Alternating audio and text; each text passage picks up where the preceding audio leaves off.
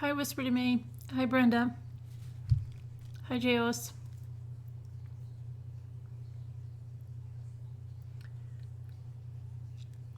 Hi, Sakura. Sakura added you to the craft group. Hi, Little Dove. Hi, Evie. Hi, CYNT. Hi, Joe Kana. Hi, Alicia. Mommy and daughter Wilkerson. Hello. First time here? I know I've never seen your name. Welcome. How'd you learn about the group?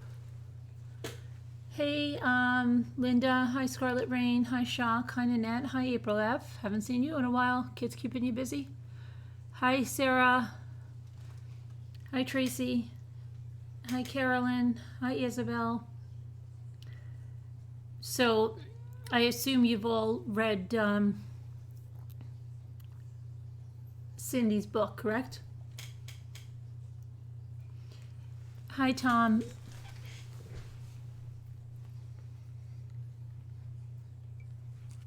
You didn't?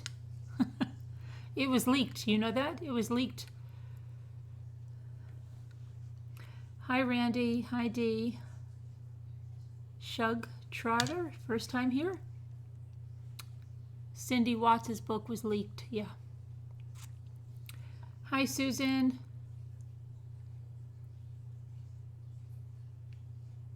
You haven't been up to date on the Watts? Yeah, it was leaked. It was leaked onto Reddit. And I don't know how long it was up there before the moderators at Reddit took it down. The book is called, I want to get this right. Hold on a minute. Hi, Elusive. The book is called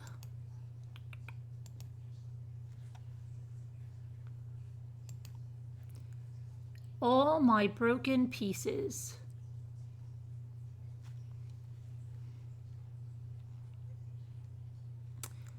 Now, I had heard that this woman was a writer, but the way I honestly don't know if she just didn't edit any of the book and let it go in like that, if that's the way that Cindy wrote her parts and she just left them like that. But if you are a stickler for grammar and punctuation, you're gonna have some fun. Okay. This is not the book. This is not the letters book. This is Cindy's book that was written with that Kathleen. Hold on, I've got to get back to the chat. I did see it, yes. A copy of it fell in my little lap. Someone passed it along to me. You know, I've been out all day. I got back about a half an hour ago. I had to take my daughter back so she could get back to the city, and I came back late, and I was actually in the Walmart parking lot, or might have been McDonald's, I don't know, one of those, and I saw this, and I'm like, no way. And yes way. Cindy wrote a book, yeah. And it was leaked. And I imagine the reason it was leaked was so that everybody would have the book and no one would buy it. But believe me, it is just a Shanann bash fest. So anybody that's had the idea that Cindy feels bad or sorry for doing those media interviews or saying the things she said and has had a change of heart, there is no change of heart. There's no change of heart. Somebody that had a change of heart would not have written this book. Let me give you the synopsis. Chris is an angel. Chris walks on water. Shanann is the devil that did this to Chris.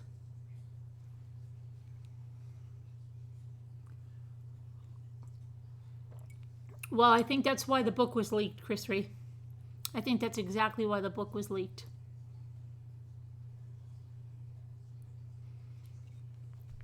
for that very reason.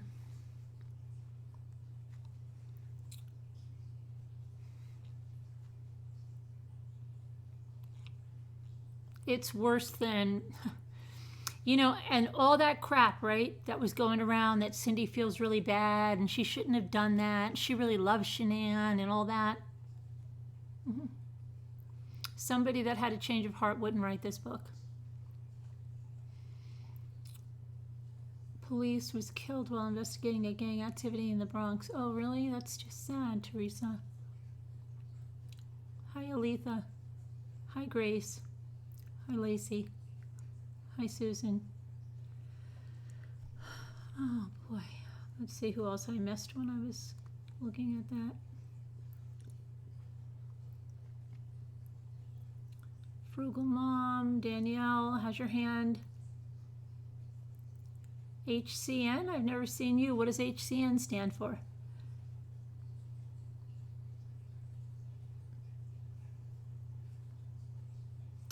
Tree Dog, how are you doing?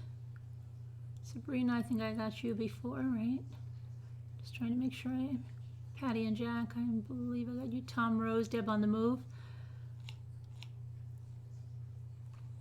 Tina, Material Girl, Catherine, hello. Joe Glover, hi. L. Jackson, hi. This is how Chris began the killer. It actually says he was like perfect until he met Shanann, like as if they want some like scary, eerie music to play like a horror movie.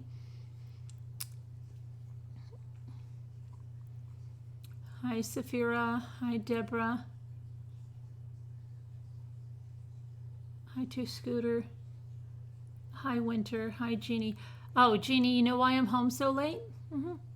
Because I went to go check out the crickets at Walmart. No such animal. Not there. They only had the new ones. That's why I'm home so late. I wanted to make 2 other videos today, but I didn't get around to them. I didn't even get to finish editing my alpaca, but I finished my screen. Hi, Time for a Change. Hi, The Bonnie Life. Hi, Lynn. Hi, Lisa. Yeah, so, I mean, I can for those of you who didn't, could paraphrase some of the stuff. So, the forward of the book, right? The author, I'll tell you, decided to write this because she said that she has been observing the Chris Watts case for several months. And she didn't do that because it was an interesting case. No. There just didn't seem to be a clear motive, and that's what really motivated her to write this book.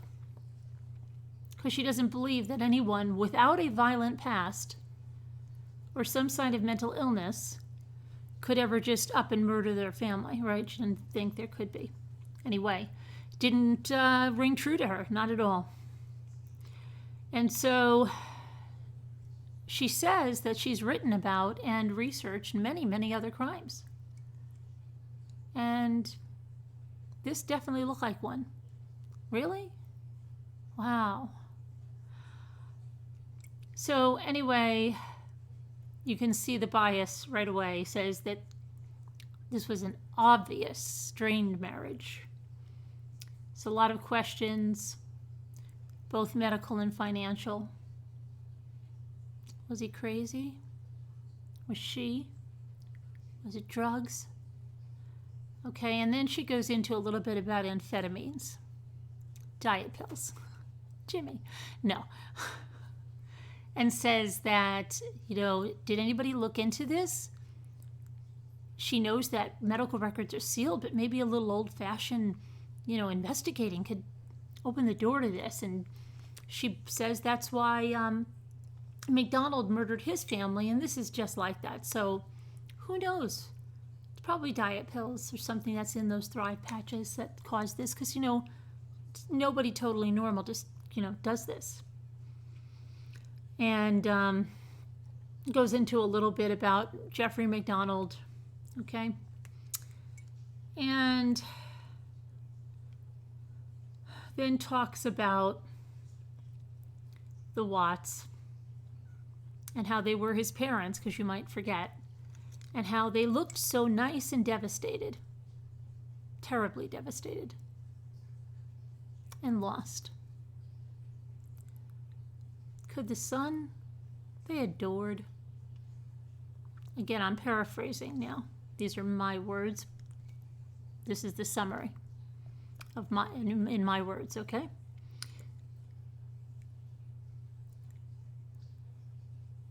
So loved, just as all parents love their children, but could he do this awful thing? How? Why?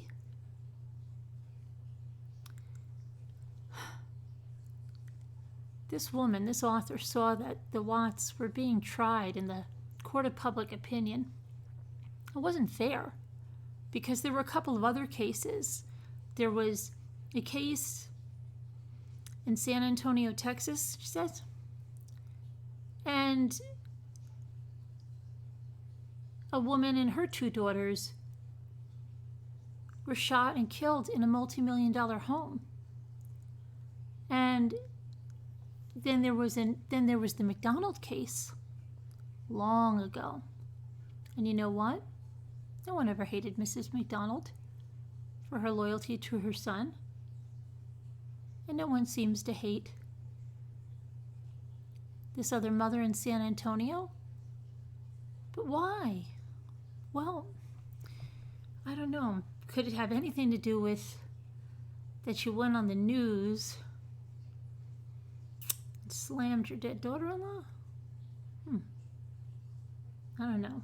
It might have a little something to do with that. Might be a little tiny little clue into that. And then she says it's odd, isn't it? Why the Watts got this? Doesn't know, you know?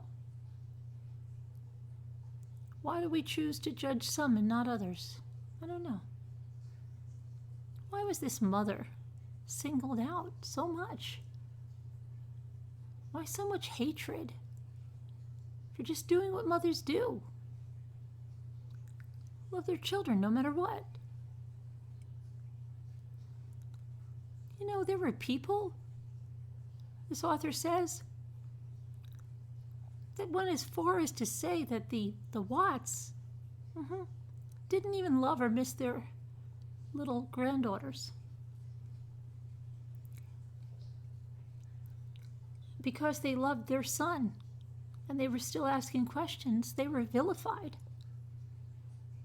It was obvious from the beginning that neither of them were fond of Shanann. None of them. And if we're being honest, come on. Few mother and daughter-in-laws are all that close. It's all come on, there's none that are that close. But this one seemed worse. Because his parents weren't even at the wedding. And then there was Nutgate. Nutgate. Okay? I wonder if this book is biased. Do you think so? I don't know. It's so bad that... Now see, no, this is her own writing. She doesn't even have the... It's really bad. The grammar, the spelling, the punctuation, it's bad. So, did you know that most daughter-in-laws don't make loads of Facebook postings? I'd like to see the research on that. Where'd she get that from? That most daughter-in-laws don't make loads of Facebook posts. Yeah. Much less those that basically accuse their mother-in-laws of attempting to murder their grandchildren. Because we know Shanann made loads of those posts. Loads. I think, did anybody get a tally on how many there were? But this one had. Wow. Yikes. This author knew. She's no dummy. She knew there was quite a backstory here about Shanann, and she wanted to know. She started to feel sorry for Christopher. For Christopher's family. They didn't kill anybody. allegedly, or in real life. Wow.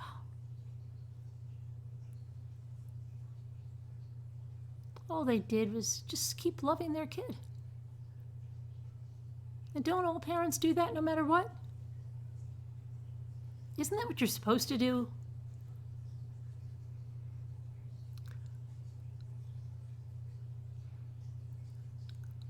You know what the other thing they did wrong? Was not saying anything about their grief over their daughter-in-law's death, murder. You know, this author thinks they did a good thing, because by not saying they were, if they had said they were sad she died, they'd be hypocrites, is what she's saying. So they didn't say anything, not to be hypocrites. Okay? And after there were only a couple of weeks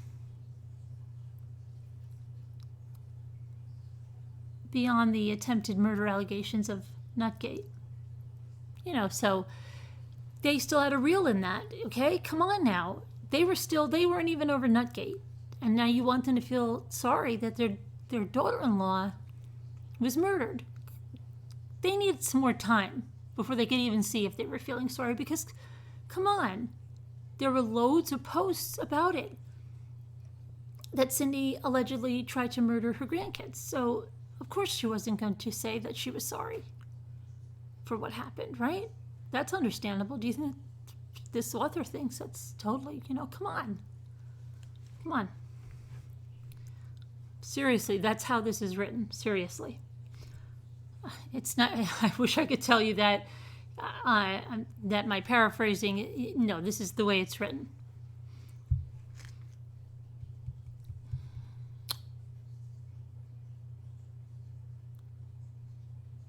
Okay, so she says,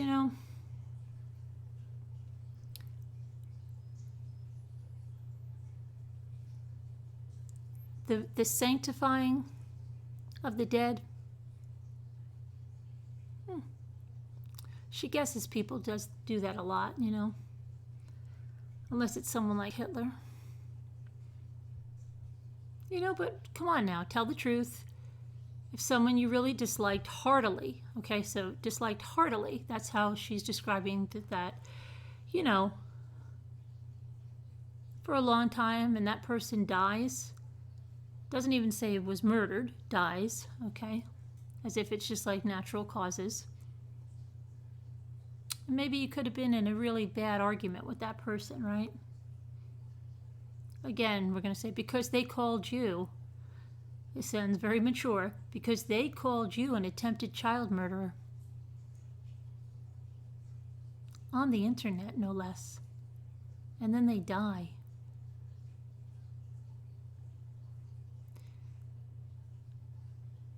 Would it be anything but a really bad hypocrisy to go on TV and tell people how much you love them and miss them? They're worried about being hypocrites. That's what it was, guys. They were so true to themselves. You want to go on and say, no, we hated her. And then after what she posted about you think we're going to be sorry now that she was murdered? Doesn't change anything. We hated her. We're not going on there.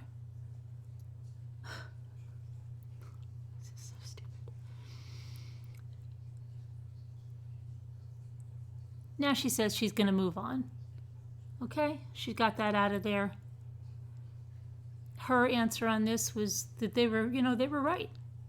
Don't go on there and be a hypocrite and say that you loved her and missed her. Come on now. Okay, so moving on. She had some other questions she needed answered, because they were a nice, completely average, hardworking American family. And in one day they became America's most hated family. How does that happen?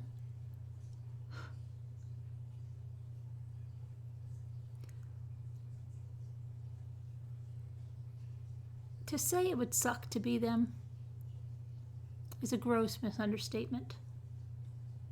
It's a gross understatement, yeah.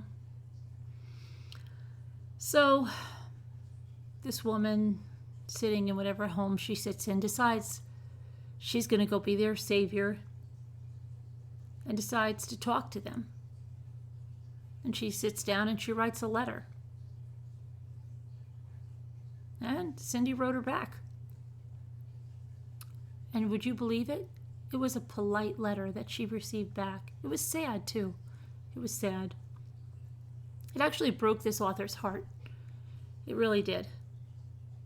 Because in spite of everything she'd already been through, she was still polite.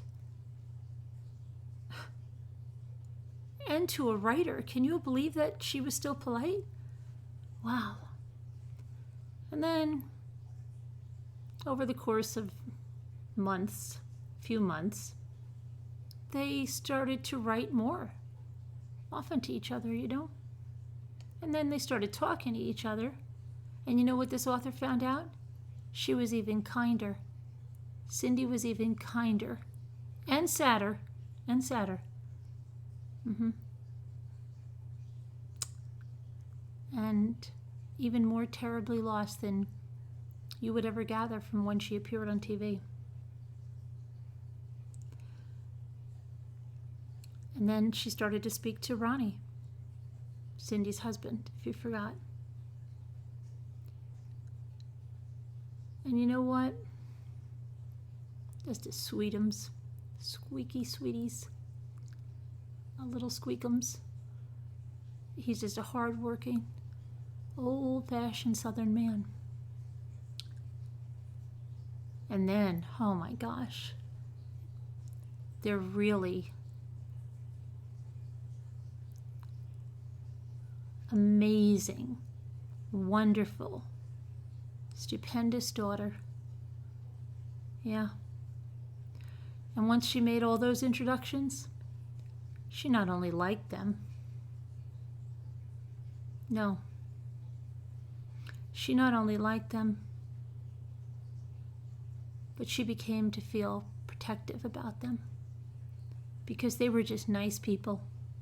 And let's face it, they've done nothing wrong. So that's when she decided to write the book. And she just wants to know what you can find out from this and just understand that it's Cindy's too, okay? Because Cindy needed a place to tell her story. She needed somewhere to explain her feelings and her history with her son, with Shanann, and with their granddaughters. Somewhere to explain herself. And she's beyond caring about your judgments now. Yeah.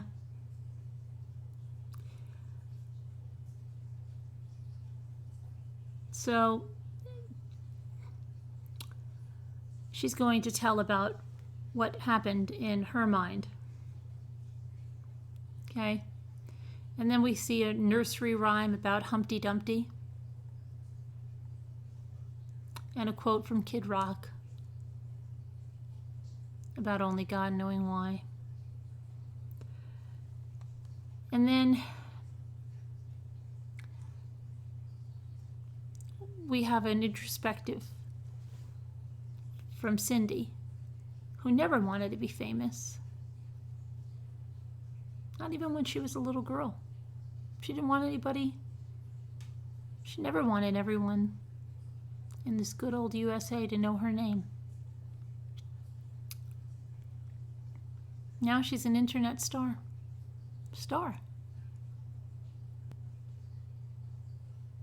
But they didn't have internet stars back when she was growing up.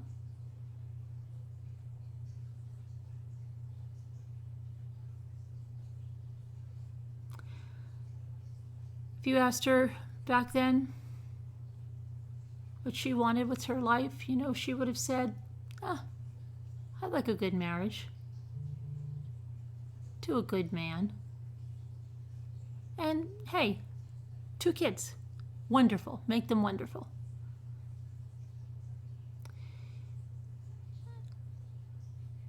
But back then, let's clear the record here. When she says back then,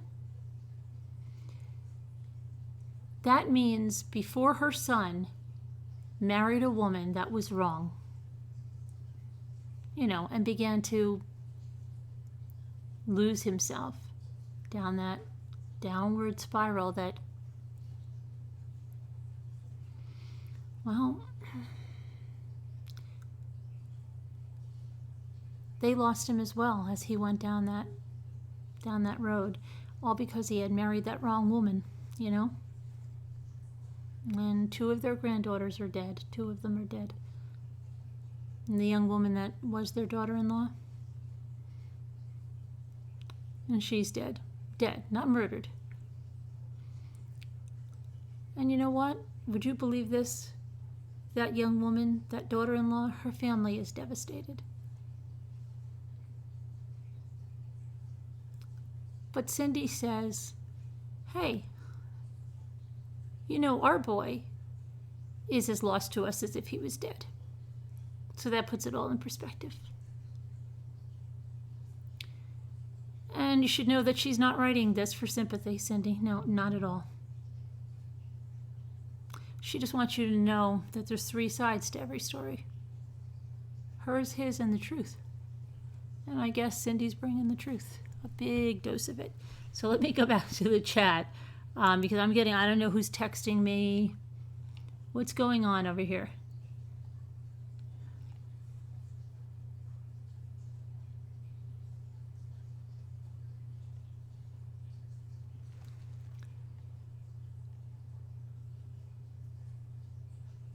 Who's texting me? Someone trying to shut me up? They want the volume turned up. The volume is up. I'm in the yellow. I'm in the total yellow. My volume's up high.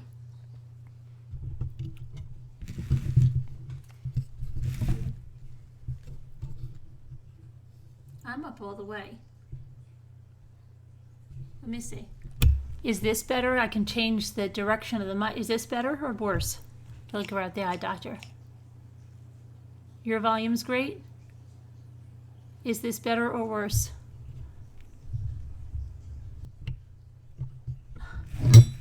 Okay, you better not shut mommy. Okay, so let me see here.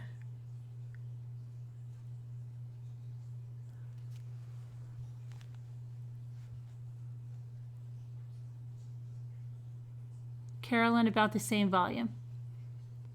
Okay, so are we,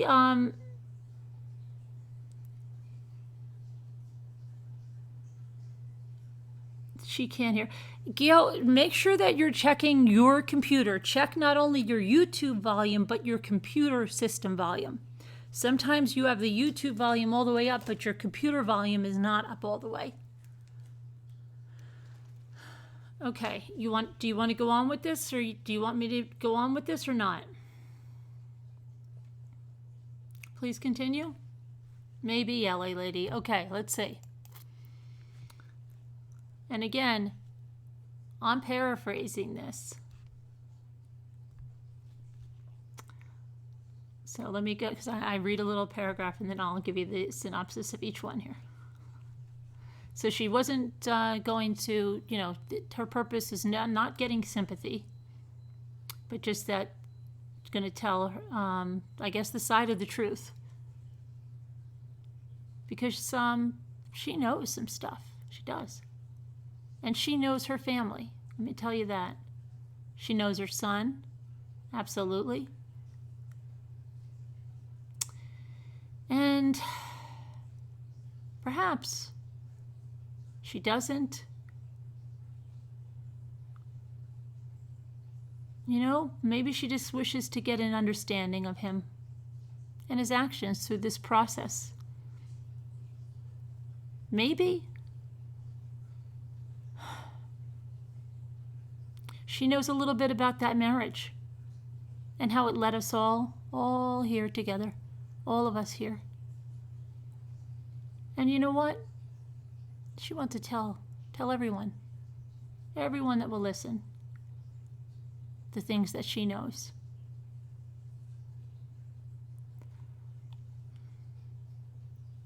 What does she want to get out of it? Well, no matter what you think of her, right? Or of them, she wants you to know that Christopher Watts is still her son. And if any of you have ever had, and if any of you have ever loved children, then you know that your wish is to hold them and comfort them when they're damaged.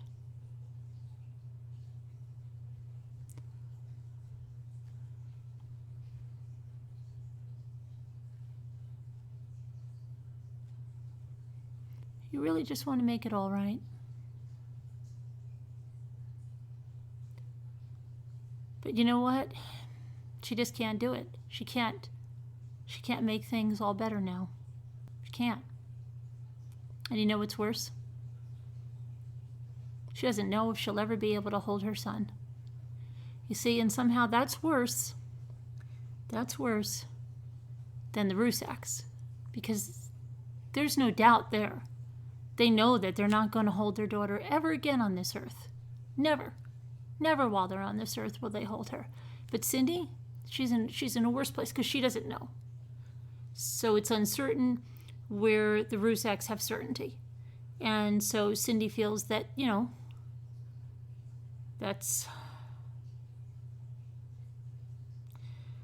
that's something not to know, for her not to know whether she's going to be able to hold him or not. In other words, will the prison allow, now, don't we know that they already allowed them to have physical contact? Will they allow her to hold him? Does she mean hold him, cradle him in her arms? I don't know. I think they're allowed to give him a brief hug, as from what I can tell with Ronnie and Father's Day or something, right? And Chris said he was still a father. But, that's maybe you're concerned about. I don't know. So let's see here what we have here.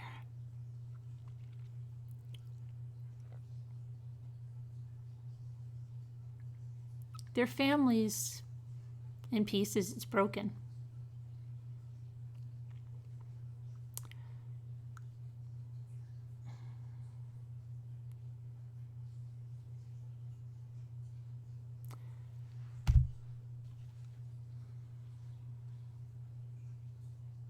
She might not ever be able to comfort her son again.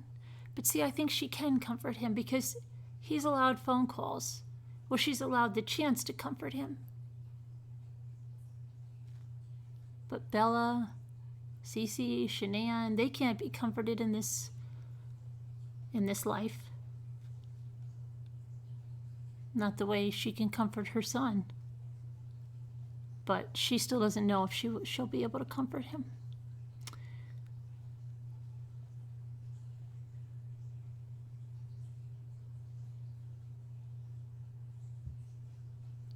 But she can do one thing. She can tell you her side of the story. Her truth. And she can hope that you understand what she's saying. Because their lives, they had lives before. And during and then after what she calls is the slide. The slide.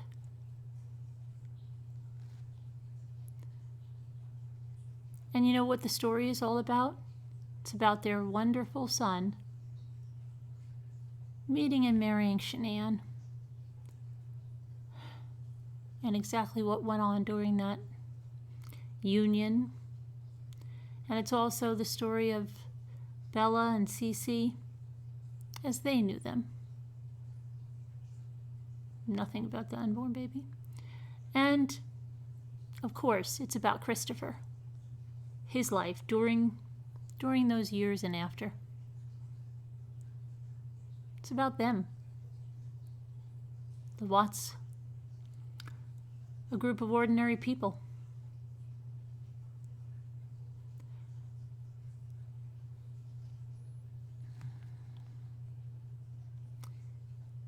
If what they say, if what people say of them is true,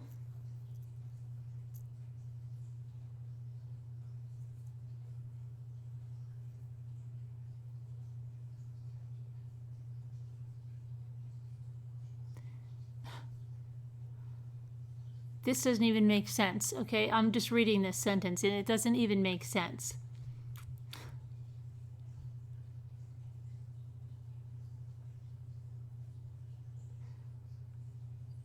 I think she meant to say, if what people say were true,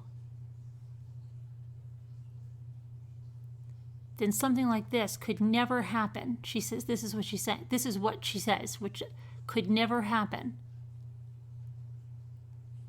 to you or someone you love.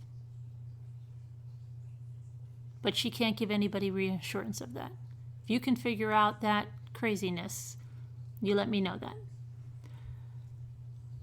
And as painful as these words of strangers were, I didn't know anything of them. They just feel they do. But Cindy, she's not holding any, no grudges, nothing.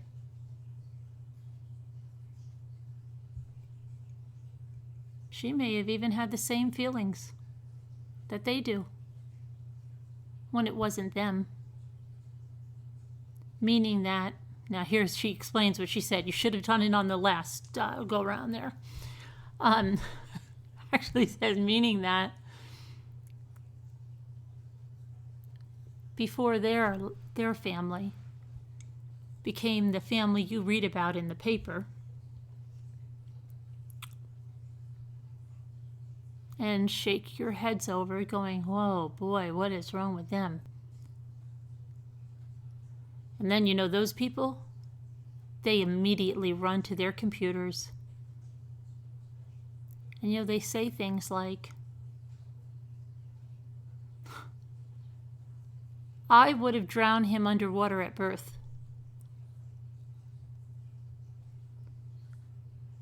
If that wasn't bad enough, they make speculations about her and her husband,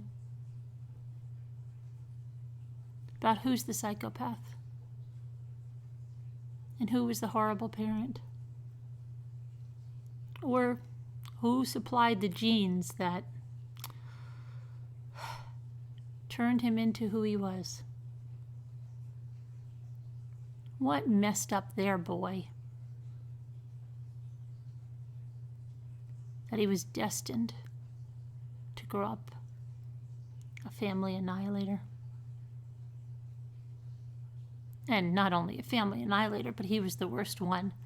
The worst family annihilator of all time.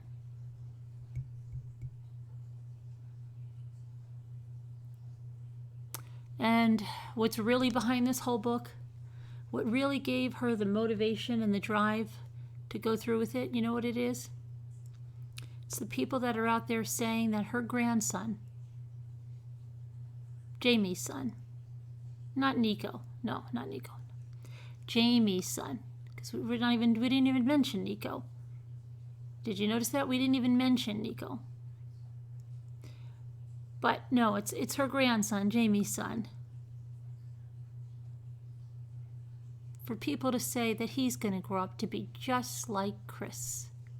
But you know what is so crazy about that statement, right? If Mrs. Watts is saying that Christopher was perfect, he was wonderful, he was great, and the only thing that took this man down that road was meeting and marrying Shanann. So Cindy, you've got nothing to worry about. You should be happy if they're saying that your grandson is going to grow up to be just like Chris. Wouldn't that make you happy Because you said Chris is he was such a great boy. He was a great man. There's nothing in the genes, nothing in the upbringing. It was Shanann.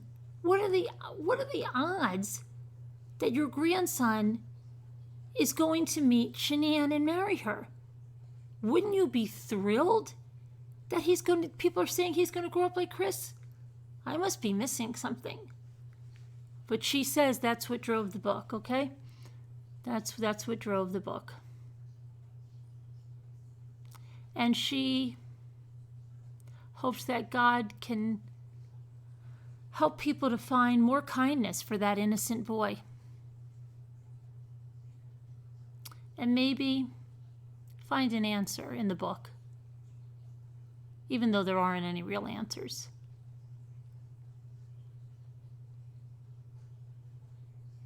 About how this tragedy occurred or what could have stopped it. Because it's impossible to see that. You know why? Because if there was a way to see that, they would have put the kibosh on it. So she's going to tell you that Christopher was an amazingly good kid. And it's not just her that feels that way. You ask anybody. Ask anyone. Everyone that ever met him said he was gentle, quiet. He never caused a single problem. Honor student. Loved sports. And you know what? Made a nice little life for himself in North Carolina after high school in NASCAR Tech. And then he met Shanann. That's the forward. I mean, and then, let's see. She goes on to say that all parents have dreams for their kids. But she can speak for almost all parents when she says that what they really want is their kids to be happy. Happiness and harmony. What is that? That's from Willy Wonka, right? That's what's important. She sounds like Baruka's. Is it Baruka's? No, Baruka. Yes, Baruka came with her mother, right? Happiness and harmony. That's what's important with children. Or that was when she found the golden ticket. So I guess Cindy is of the same thing. Happy. Happy, happy, happy is so important. Happy, happy. Keep them happy. Give them what they want.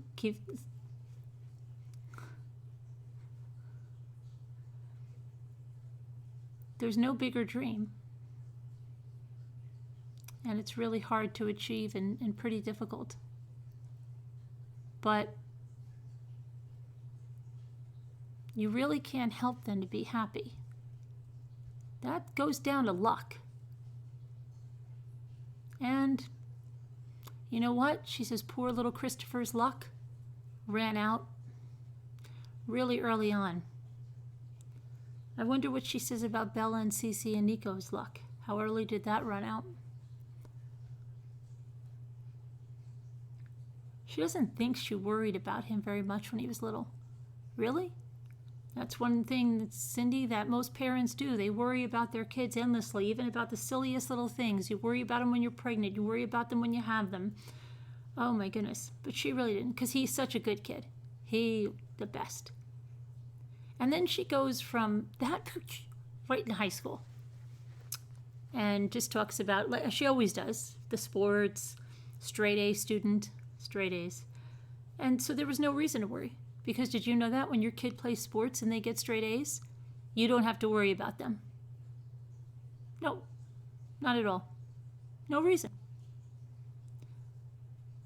But you know what? She says she did anyway. Because little Christopher, big Christopher, high school Christopher was extremely shy and quiet. And she was just worried he was going to be lonely, you know? Or miss out on all those little silly adventures. But Didn't she say herself that she was like that in an interview before?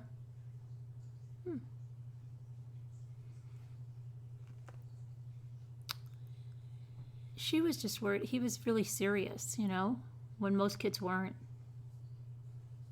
And their daughter, oh, their darling daughter was such the opposite. Such a busy, overscheduled child. Friends and boyfriends left and right coming in. On the phone. Pushing her boundaries. That lovely daughter made it so hard not to notice the difference between Christopher and Jamie.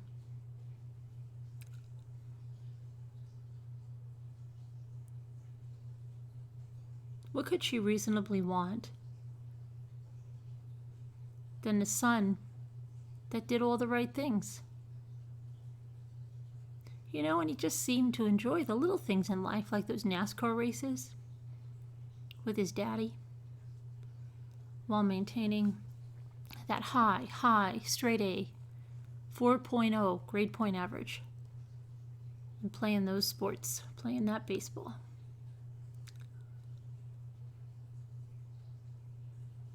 And she couldn't just be happy with that because her mother had to tell her all the time because she was working and she couldn't pick up her kids. So her mother would get them. And she'd get Chris first. And he would come out right away. He would come flying out that door, smiling, giving her a thank you because he's so polite, And then they had to go to the next school. And for some reason, she gives her daughter a different name. Everybody has the same name except Jamie. Jamie is called Sarah in the book, as if maybe we'll forget her name. I have no idea why that is the case. But anyway, when they would go to pick up Jamie, Sarah, it would take her, as we've heard Chris say in his interview, right? About 30 minutes to get herself out of the school because she had so many friends. This beautiful, unbelievable, traffic stopping young lady had so many friends to say goodbye to that it was impossible to get out of that school sooner than 30 minutes. So she would keep her grandma and her little brother waiting there in the car. And it used to drive Cindy's mom absolutely bonkers. Yep.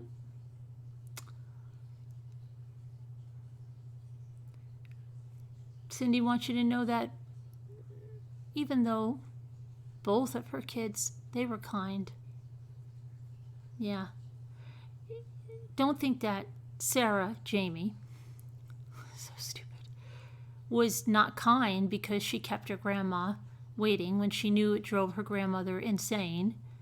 It didn't mean she wasn't kind, okay? It didn't. It's just that she never met a stranger. Never. And Christopher, he liked people just fine. But he was pretty quiet. Reserved, if you will. Kind of like Ronnie. And he stayed that way. He never grew out of it. Though in that other interview with the media, she says that Chris was like her, socially awkward, right? Now he's like Ronnie, so I don't even know if she even knows him. Okay.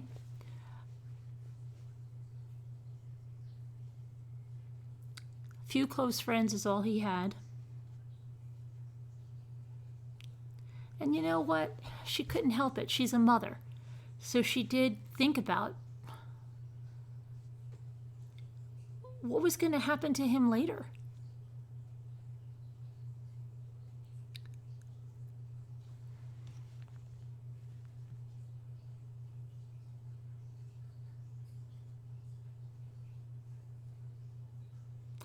She was just hoping somewhere out there in the great blue yonder, there's a sweet little girl, one who thought like Cindy and like Ronnie and have those same moral values and that moral compass that they have, you know? Somebody who would just kiss the ground their loving son walked on, you know, and just enjoy being with him. How he's such a hard worker, and just build a life with him. See, with Sarah, Jamie, they knew she had to bat those boys away. She had the pick of the litter. They weren't going to have to worry about her. She was that knockout, remember? They were beating down the door to get to her. And, you know, she'd have her pick when she's ready, and she always was. But she did go to college, and she fell in love in college, right? And she married him, and then she started on her career path and living happily ever after. Because you know what? That's reality. Living happily ever after. That's reality. Sounds like Cindy and Ronnie. They're based in reality. And so living, okay? And they got, just to go along with that happily ever after, they got a little tiny little starter home. But she didn't know about Christopher, right? She could just hope for the best. So shy. Do you know a girl had to ask him to the senior prom? Can you believe that? What kind of girl asks a guy to the senior prom? What kind of guy can't... Apparently Cindy thinks that's pretty bad if a girl has to ask a guy to the prom, you know? Never should a girl ask a guy to the prom. Write that down, Cindy said.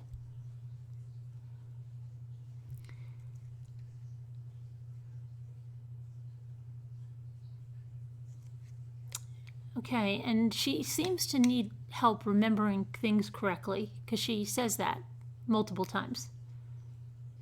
But she knew that he'd have to meet some girl that was outgoing, you know, to bring him out of his shell. And she knew that's what he did, you know.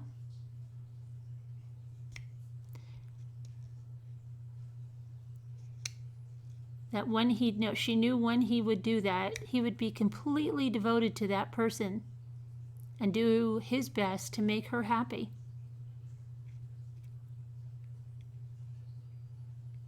And you know what? Since he was so much like Ronnie, Cindy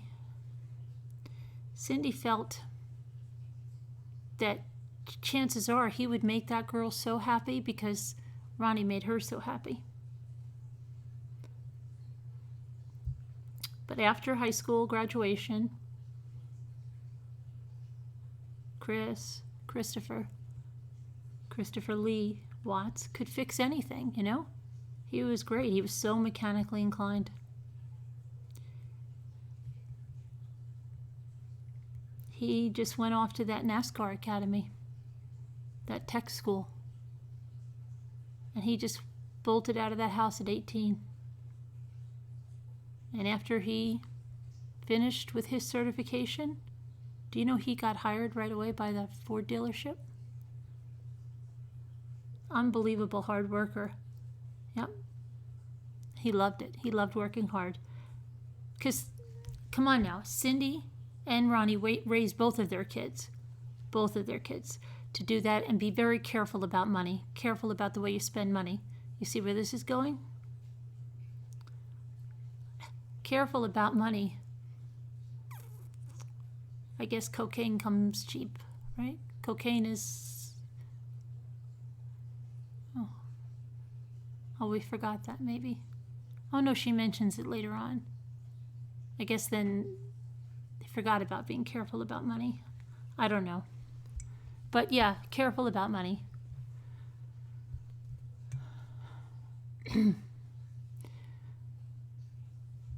you know, he started off right. He was saving up just about every cent, just about every little cent that didn't go into the housing costs or his food. And do you know he was able to buy a brand new car? A shiny Ford Mustang. He was able to buy that, and you know, he only was paying off $8,000 of that. He was even able to put money in savings. He was doing pretty good for a young man. He was only 24. And you know what? Since her and Ronnie, again, they're such careful people. This is exactly how I would describe that. They weren't surprised. You know, apple doesn't fall far from the tree here, folks. Okay? So in spare time that they had,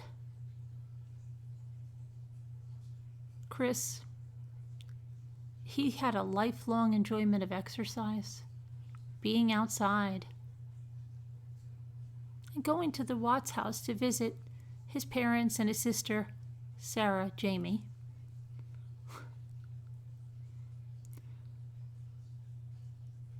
And you know what? They got a brand new family member.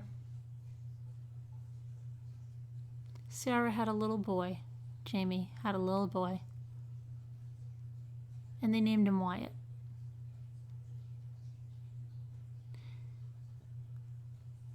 And then Chris loved going to those NASCAR races, right? Those two, Ronnie and Chris, they were hanging out thick as thieves, those two. And the family stayed close together, right? Family that goes to NASCAR races. I don't know, nothing rhymes with that, sorry.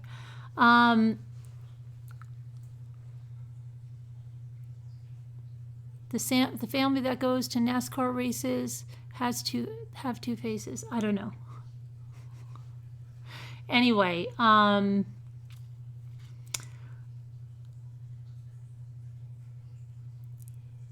he became Chrissy, Christopher, became best friends with his little nephew there.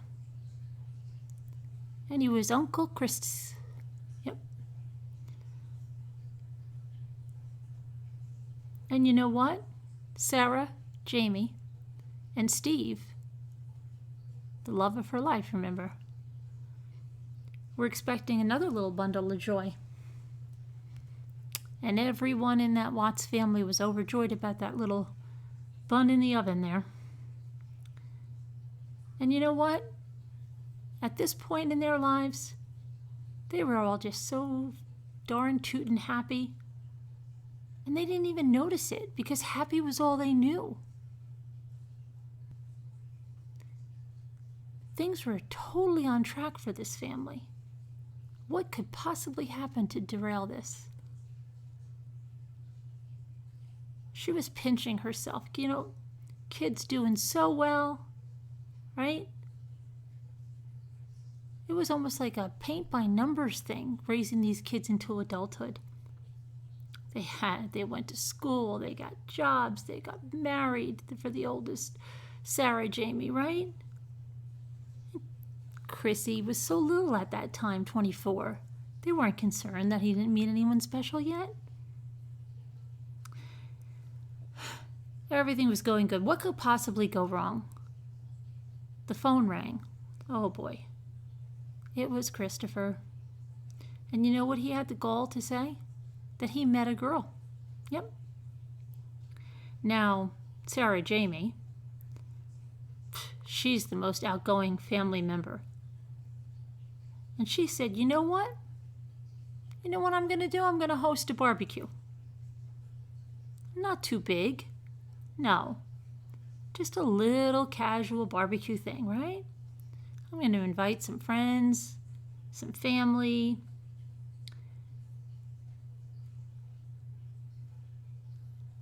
And, of course, Christopher was going to come with his girlfriend. And you know what? Those Watts, they weren't nervous. No, not at all. But they were a little surprised because Christopher announced to them that his new girlfriend was 40 years old. And, since he was only 24, oh boy, that didn't sit too well. They were kind of curious about that. But however, when little Chrissy, 24, came in the door with his new woman, her name was Shanann. Shanann King. And you know what? She didn't look anywhere close to 40. Good old Ronnie didn't seem to be bothered by it at all. But you know what? Sarah, Jamie, and Cindy, they went in the kitchen to do a little whispering, otherwise known as gossiping behind someone's back. And they were wondering why. Chris told them that she was so much older than she obviously was. And it had to be something malicious and horrible and just a forewarning of this whole thing. Now, Ronnie again, she says, she reiterates, really wasn't bothered. When they finally asked him, Chris, what the heck, what gives? And he brought Shanann over at that point, and they laughed. Can you imagine? They laughed. And he told them it had been Shanann's idea, and wasn't it hilarious? Now, that should have just been like, oh my gosh, yeah, you psyched us out. Oh, that's so funny. But not in the Watts home. Nope. Do you know that she laughed too, but to this day, she's still wondering. She hasn't figured out what was her motive for wanting them to think she was so much older. She sits there probably at night and just thinks and thinks and thinks on that. Anyway, Christopher seemed to like her a lot, And she was friendly. She wasn't shy. And who understands every joke anyway? That's why you're still thinking about it. So they weren't worried. Well, that's a lie. Because she's still thinking about it today. Then she says, she supposes, that they were happy that he found someone he liked enough to introduce her to the family. Okay. And she seemed to have a lot going for her, Yeah.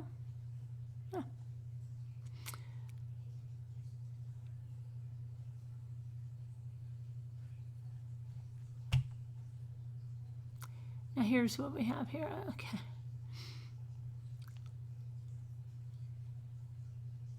Hold on, let me get back to where it was.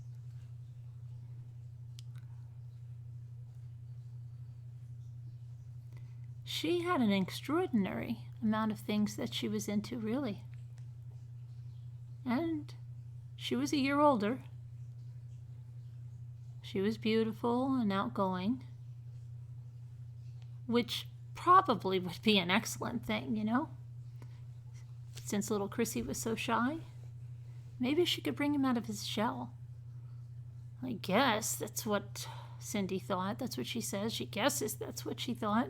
She doesn't really know. She's not really sure of her feelings. Everything in this book is, I guess, I suppose that's what I thought. I think that's what I thought. She doesn't even know her own perceptions or feelings. Maybe it's just something so she can squirm out of whatever she's saying and saying, no, I said, I guess that's what I thought. I perceived that's what I was thinking.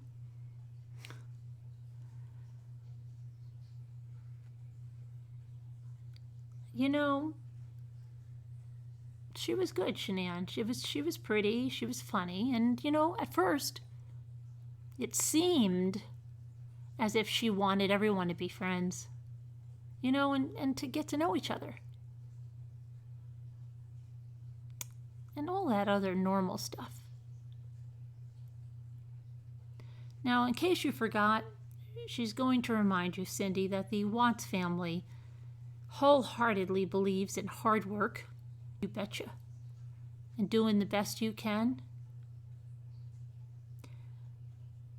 And when they met Shanann, you know what she had the gall to be driving? A Cadillac Escalade. And that Cadillac Escalade came from the company that she worked for. Dirty South. And then, she wasn't just driving a nice car. You should have seen her house, okay? It was ridiculous.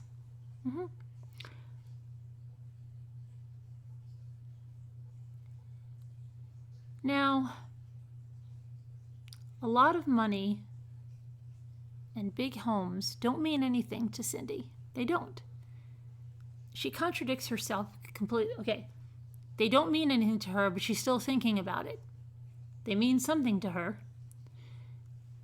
Cindy doesn't want to live anywhere. Nowhere on earth but her 1,100 square foot home until the day that she dies.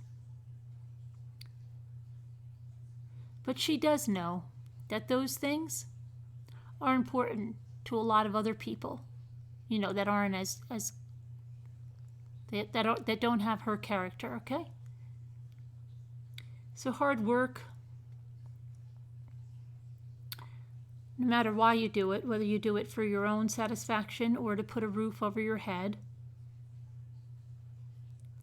seems to make people feel good about themselves. And you know what? Shanann put a darn big roof over her head. You know that? And in fact, Cindy says it looks like a dang mansion is what it looked like. And she says that Sarah Jamie told her that was the biggest, grandest house she'd ever seen, then or now. They've never seen a grander one. Do you know it had 3 formal living rooms?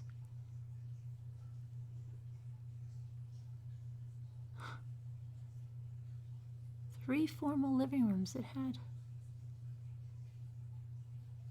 And that every room in that house had the most beautiful furniture that they had ever laid eyes on in their lives. And do you know it was on a lake? It sat right beside a lake.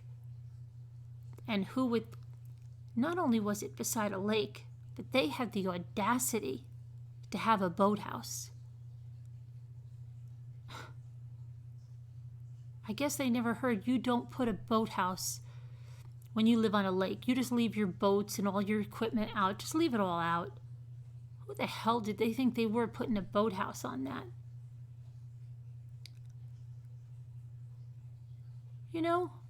She thinks for the people that lived in that area, I guess having a boat was not out of the question. Well, no, Cindy, sometimes when you live on a lake, you like to have a boat, to go out on that lake that you live on. Oh, boy.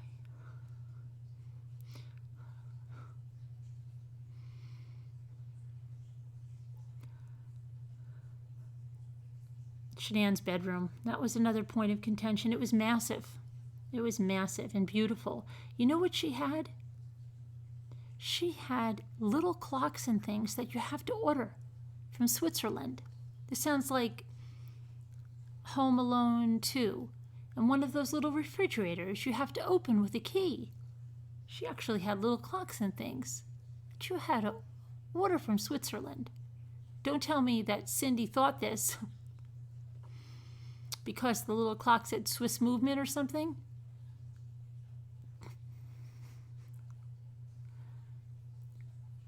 You know what? It was perfect. It was like a castle, like a princess would have. And do you know she had bought and paid for that from her job at dirty South, all by the age of 25. What the heck was wrong with her? What was she trying to do? In fact, she told Cindy she went and approached those builders, and she told them what she wanted. And you know what? Those builders didn't take her a bit seriously until she opened up a suitcase. She rolled that suitcase right out onto the lawn and she pulled out $20,000 in cash. And you know what? Cindy says you've got to be impressed with that no matter what. Yeah. But years later,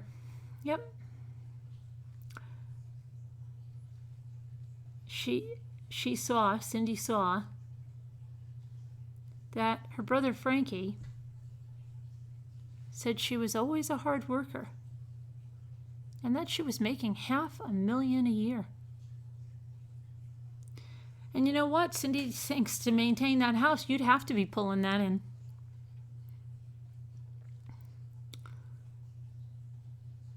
Because remember, Cindy said, she was also driving that company car from Dirty South. Even though she told Sarah Jamie that she was either taking a break from there or had quit. Sarah Jamie isn't sure because Sarah Jamie's a little mixed up on the details too, like Mom. The apple doesn't fall far from the tree, so she's a little fuzzy. She can't remember, can't be positive, but she thinks that Shanann might have been working as a nanny instead.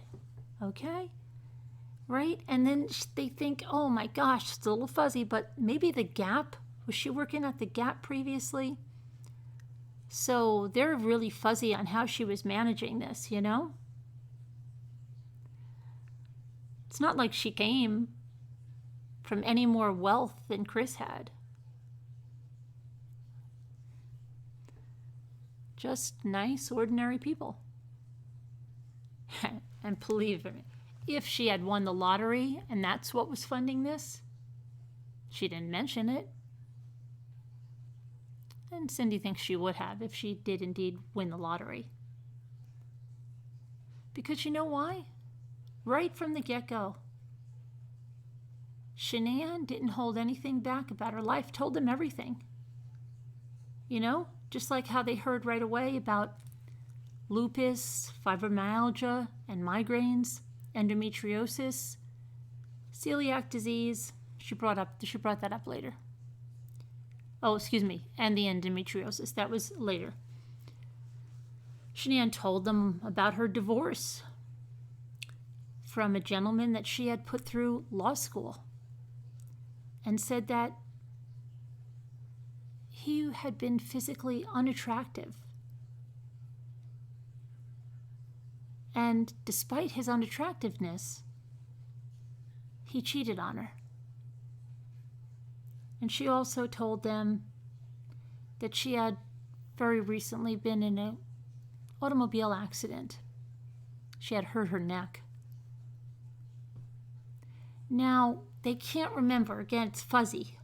Did she say she went through the windshield or not? Oh, I can't be sure on that one. But you know what? She seemed to be healthy and happy every single time they saw her. I guess she was just a strong person. Anyhow, despite their not knowing how she was managing this house or even where she worked, could you believe she probably dazzled Chris, Come on, he was supporting himself and doing really well for his age, but she was living in a mansion that had cost nearly $500,000, and she had furniture and artwork inside it that probably was worth half that. And then her car, that Escalade. So you know what? if she started talking to him right away about what to do with money, he probably would have listened to her, you know? He certainly seemed to be listening to just about everything she told him. Christopher lived and worked in Charlotte, so they didn't see that much of him as they would like. And he's never been a chatty guy on the phone. He's not one of those guys you're calling up and, hey, you say, no, he wasn't chatting it up with Cindy or Ronnie on the phone. And so Cindy just takes that, hey, no news is good news attitude, right? And knew that he had a pretty little young girlfriend and got a good job, so she wasn't worried. Remember, she never worried. He talked to his dad by phone, and she knew her little Ronnie would tell her if there was anything. So why is she going to worry about anything? She seems like she's guilty of not worrying. Anyway, they met Shanann's parents, you know. The time when they came up, and her brother Frankie, they seemed like nice folk. Mm-hmm. But Cindy, she's going to take her lumps for it. She really wasn't looking to get close to Shanann. No. And it wasn't because she disliked her. That's not why. It was because, well, Shanann, her conversations with Cindy were so personal that they made Cindy feel uncomfortable. Sure. And you know, there's lots of people like that, you know, like want to tell you and share with you all the little details and innuendos of their lives. Sure. But Cindy didn't like that. Nope. She did not like that. She did not feel comfortable with that. She's not one of them. And she thinks that's okay. And she wasn't worried, so, you know, she did become a tad bit worried at their grandson, you know, Sarah Jamie's son, Wyatt's, at his 3rd birthday, right? Because beautiful Sarah Jamie was very pregnant with Ruby. See, Ruby gets mentioned in utero, but Nico doesn't, okay? So she was very pregnant with Ruby, and the party was just going to be a little one in the small, tiny little postage stamp backyard. And little Wyatt, he loved those Power Rangers, right? He loved them. And he even had a Power Ranger toy. Can you believe that? Shanann knew about this, and she said, hey, why don't we make it a Power Ranger party? And just because little Jamie, Sarah, who isn't so little, she's very round with child, but since she's such an easygoing woman, you know, so sweet, she didn't mind that Shanann wanted to help out or whatever. Well, one of Shanann's ideas had been that Christopher would come dressed up as a Power Ranger. And you know what? They both guessed that she got him to rent those darn outfits or buy them. They still can't figure out which. But you know what? When that day came, their little Christopher had forgotten the helmets. Now, you understand, this was a 3-hour drive from where Sarah Jamie lived, okay? And Wyatt was just 3. They would have just been happy. And it took them all back. They were aghast when Shanann said in no uncertain terms that he was going to turn about face Christopher, right back, get that helmet. 3 hours, okay? And then come back, a 6-hour trip. Sounds like that 3-hour tour. And obviously another, oh wait, hold on, wait a second. Another 3 hours back home for a total of 12 hours on the road. For what? They couldn't believe it. They all asked that. They all said, don't go, don't listen to her, don't be crazy. Wyatt doesn't care. Don't listen to her. Just stay, have fun. But nope. He wasn't listening to any of them. It was Shanann he was looking at, right? He already looked anxious. They never saw him look like that before that day. Never. He was always relaxed. Relaxed kid, a relaxed young man. But when she told him, when she snapped those fingers and said, go back and get those helmets, did you believe that's exactly what he did, like a trained little puppy?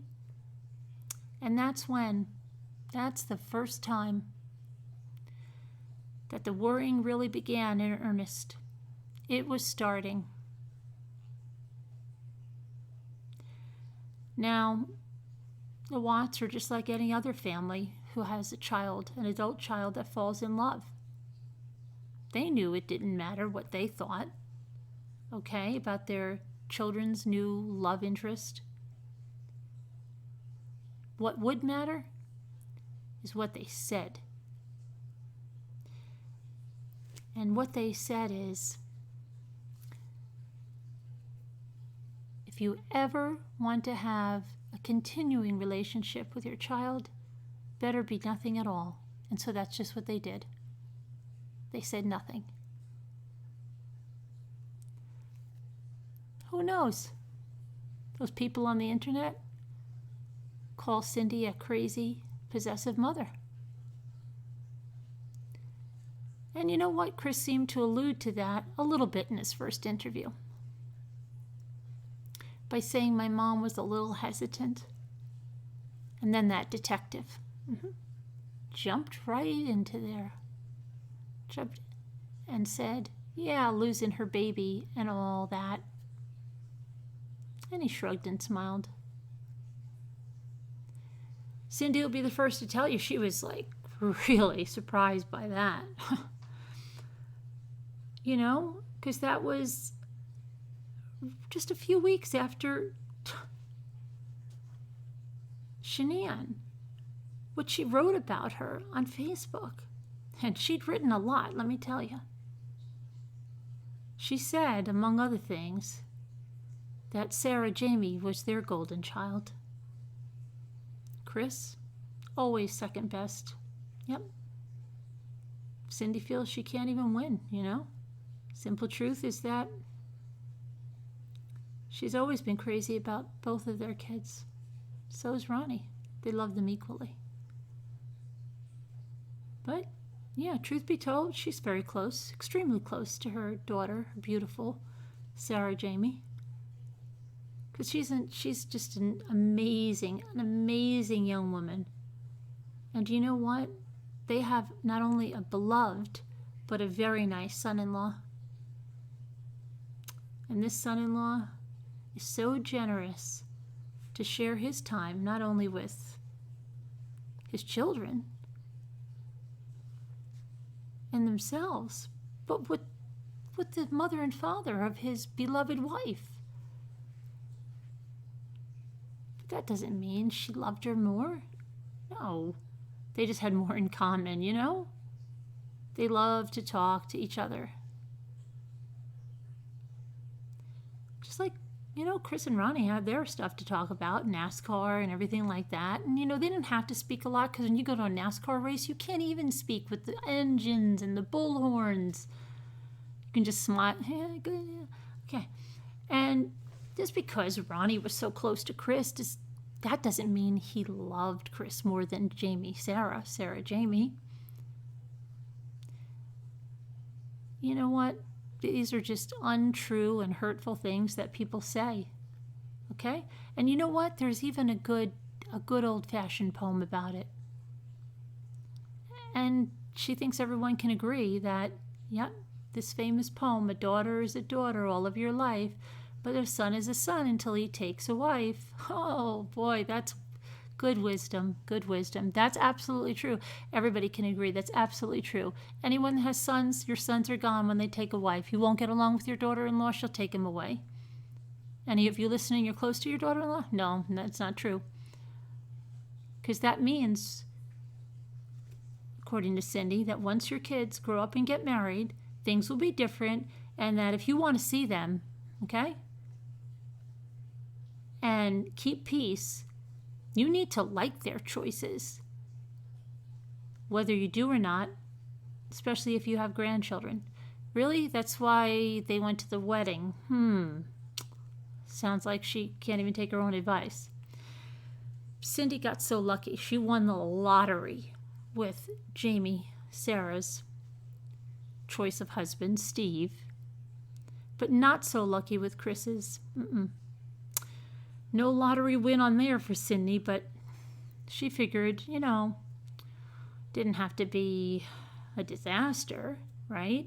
She could be friendly, polite even, and maybe Ronnie and her would get every other Christmas with them, That's the best any parents can hope for, really. Really? That's the best that parents, I certainly hope when my kids get married that I can hope to see them more than every other Christmas, Cindy. Okay. Chris, she knew, was obviously in love, and Ronnie and Cindy were buttoning their lips and keeping quiet, going on with their lives, And then Chris had the audacity to call and say that he bought an engagement ring for Shanann, and one they had picked out together, if you can believe that. And before Cindy could even get that congratulations out of her mouth,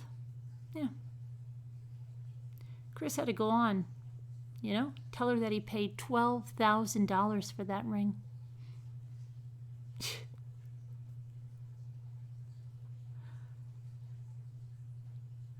And Cindy lost it. She was shocked. She said $12,000 is a down payment on a house. Or you know what? You could have taken that money and paid off your car. Do you know that was $1,000 more than he had in his life savings? Who the heck? He was an auto mechanic, not a prince. He wasn't Prince William. He wasn't Donald Trump. Actually says that. And then, since that's a lot of money, she said that might not be a lot of money to other people, but it is to their family, And she said, might seem funny to people, Christopher, son, do you know that money doesn't grow on trees? Cindy loves these little old-fashioned sayings, doesn't she? And she says, couldn't you have found something nice for less money? She doesn't recall him saying anything after she said that. And she thinks, she doesn't know anything, she just thinks. She thinks she handed that phone over to her husband, Ronnie. And do you know she found out later? This she knows, right? That he told that to Shanann. And do you know she found out that Shanann was really angry about that? Yeah.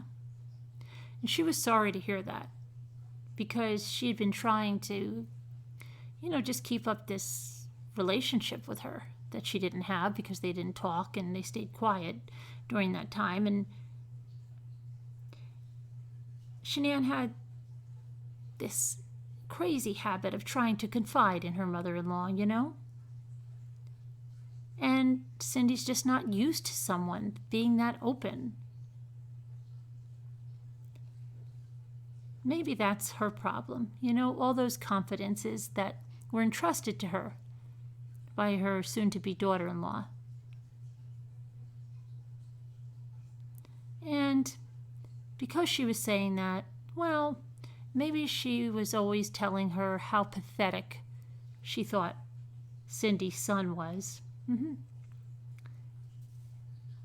Could it be possible that she was blaming Cindy for all of Christopher Lee Watts' shortcomings?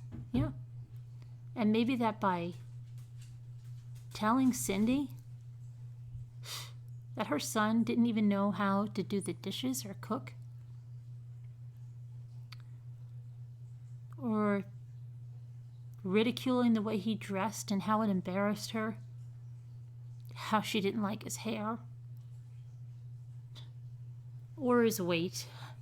Of course, he was too skinny. He didn't get to be Fat Chris until later. Then maybe they could have a collaboration on how to improve him and become closer. That's what Cindy thought she was trying to do. And yeah, Cindy said she didn't like this, and it showed. But you know what? She had no choice now. Her son was going to marry this woman, and it was going to become her daughter-in-law, and that meant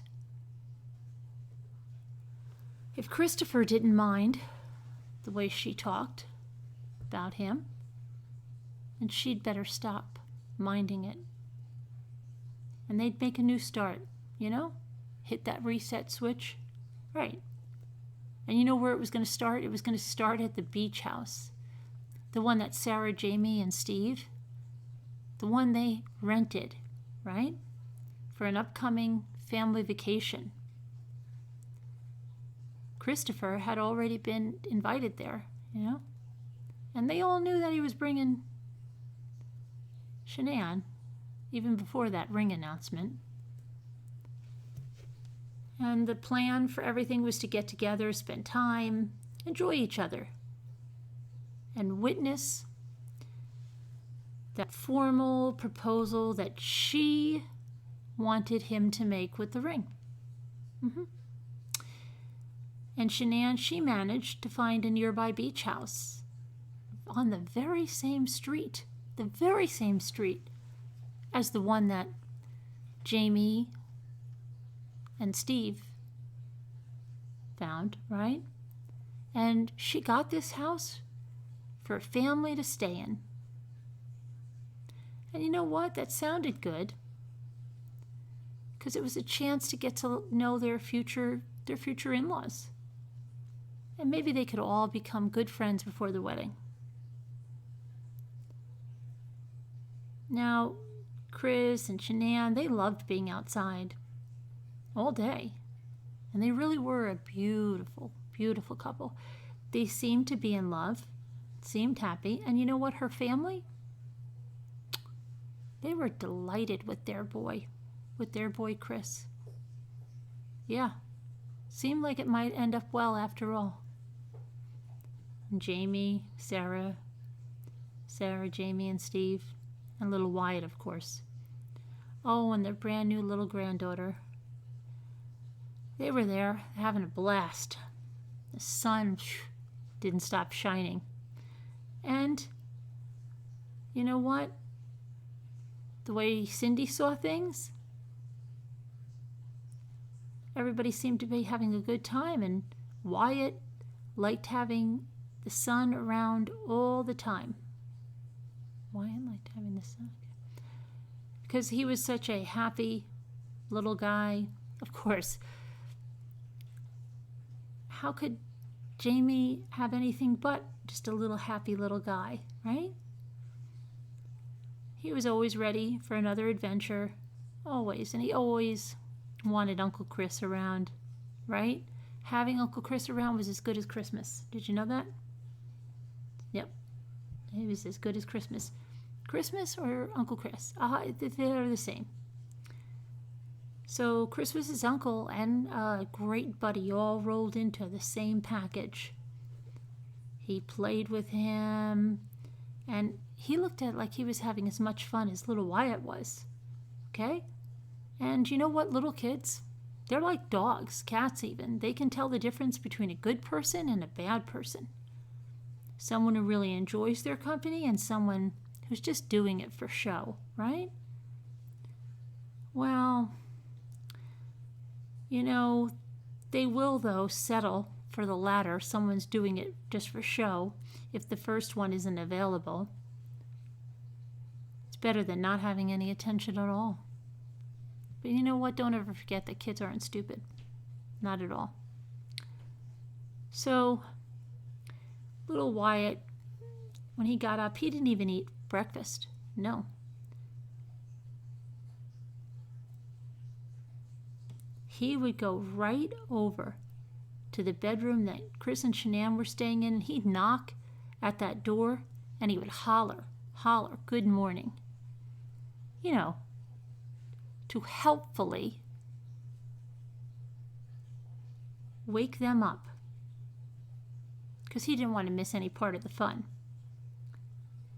And Cindy feels like all adoring grandmas, and she's definitely one of those, lest you ever forget that, okay? That it was adorable. Everyone thought it was adorable. Well, not everyone. Because the second morning that it happened, do you know that Christopher found his mother in the kitchen? And he asked her to please keep Wyatt from knocking on their door in the morning.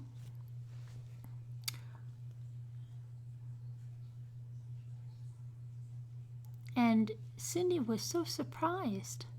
And she said, why? And Chris said, well, Shanann doesn't like it. And it was ruining her morning sleep. Oh boy. Cindy was annoyed. And she told him. She told him he could go and tell Sarah Jamie himself. If he wanted to stop that sweet little Wyatt going from hollering and banging on the door first thing in the morning and ruining their sleep. Go tell her yourself. Chris, I'm not doing it. That will crush Wyatt's feelings, and I'm not going to be the one to do that and hurt his feelings. Don't you know that Wyatt loves you, Chris? And you are going to destroy his feelings for you. They're going to be crushed. What's the big deal? It's not that early. And you know what? Chris ended up looking a little embarrassed after his mother dressed him down like that. And he just shrugged and he said, well, it's her vacation too, I guess.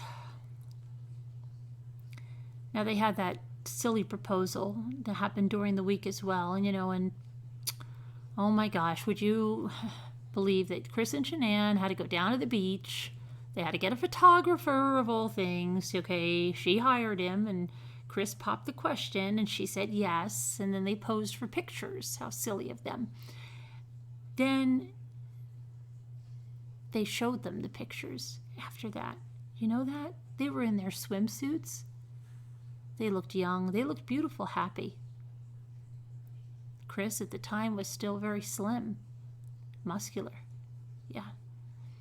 And so was she, and everyone got a little choked up, that there was going to be a wedding. And then everyone went home. And now, if Cindy was asked about that, she wouldn't say it went smoothly, but, good old Cindy, she decided to try and just not think about it anymore and get on with things.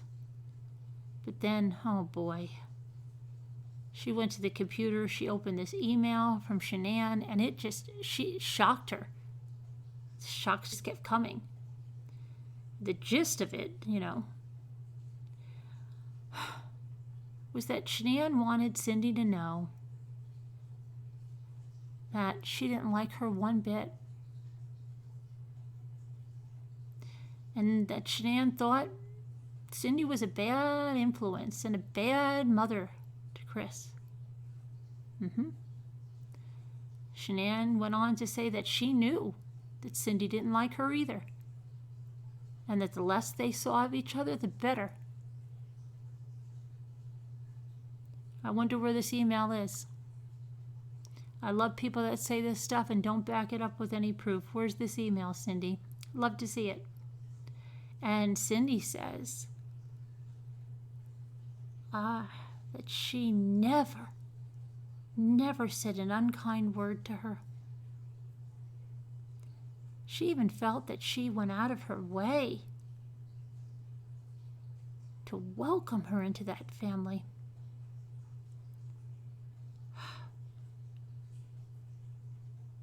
And then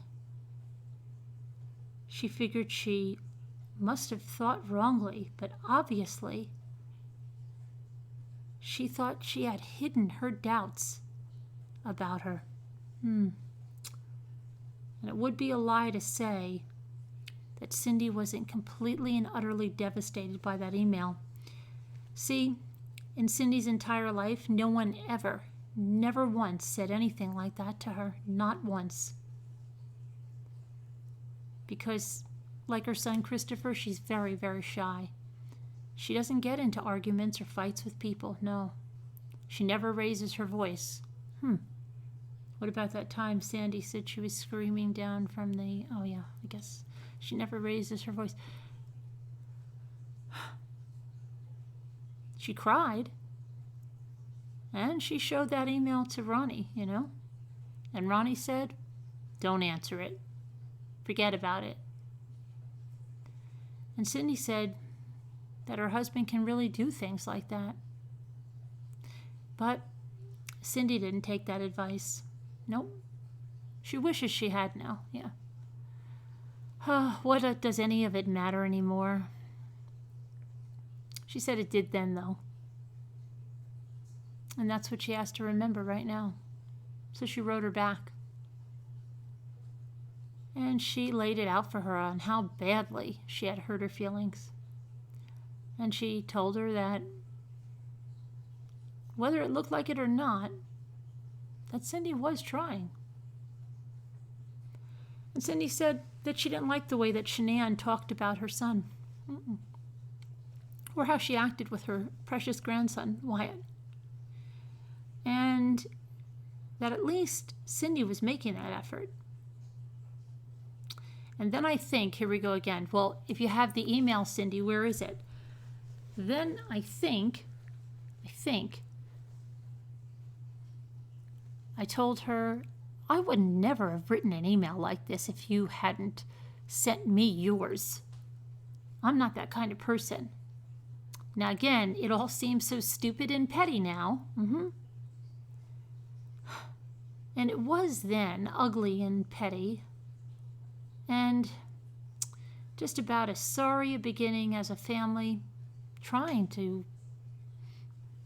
blend it together could ever have. But Cindy didn't mention a thing to Chris, you know, because they had just gotten engaged. And it would have upset Chris, you know. And remember, Ronnie said not to do anything, and you know what? He was probably right.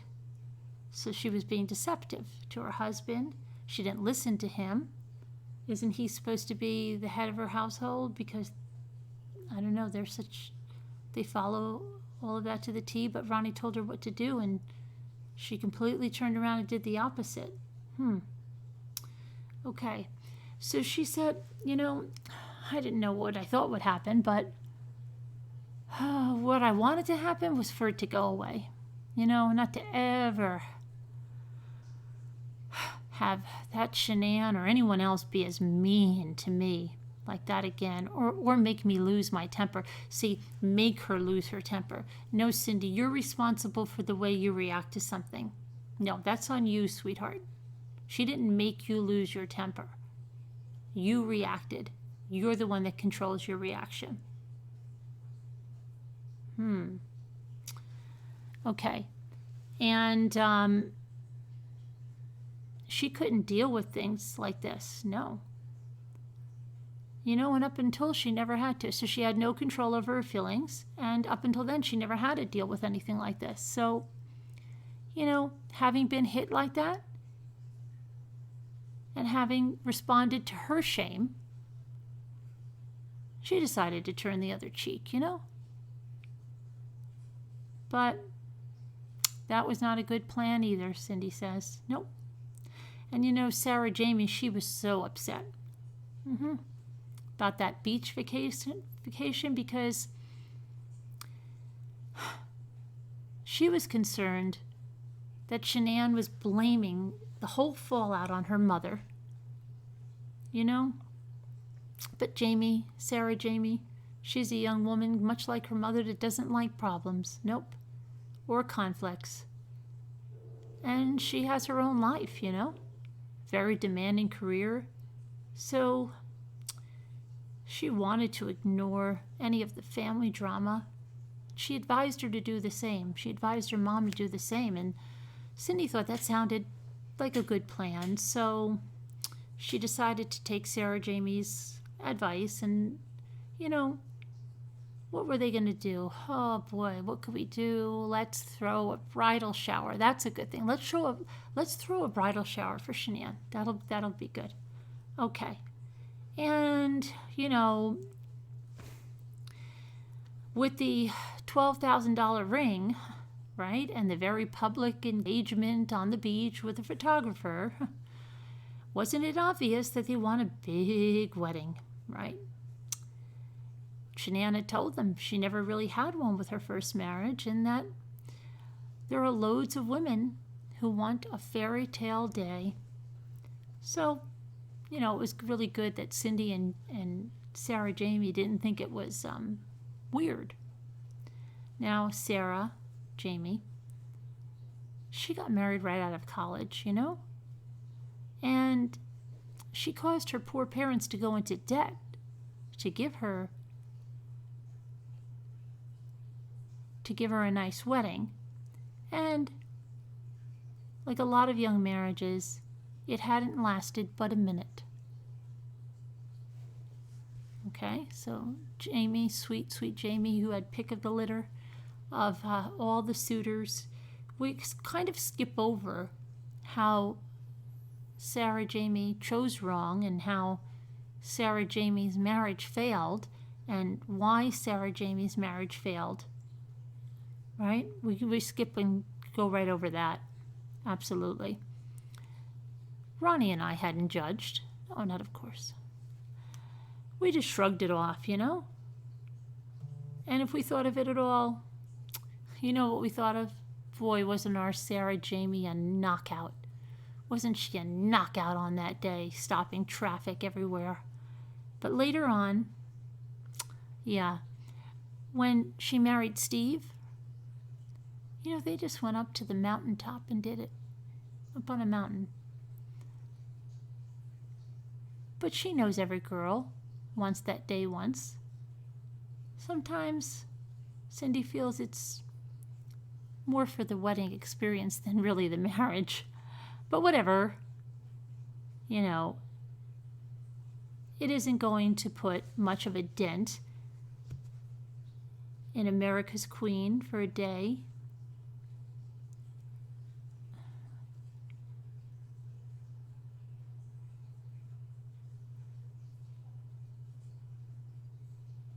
Okay, this doesn't even make sense, this sentence that she wrote. Anyway, let's go on. So she said it was obvious that Shanann could afford any kind of wedding she wanted. The gall of her.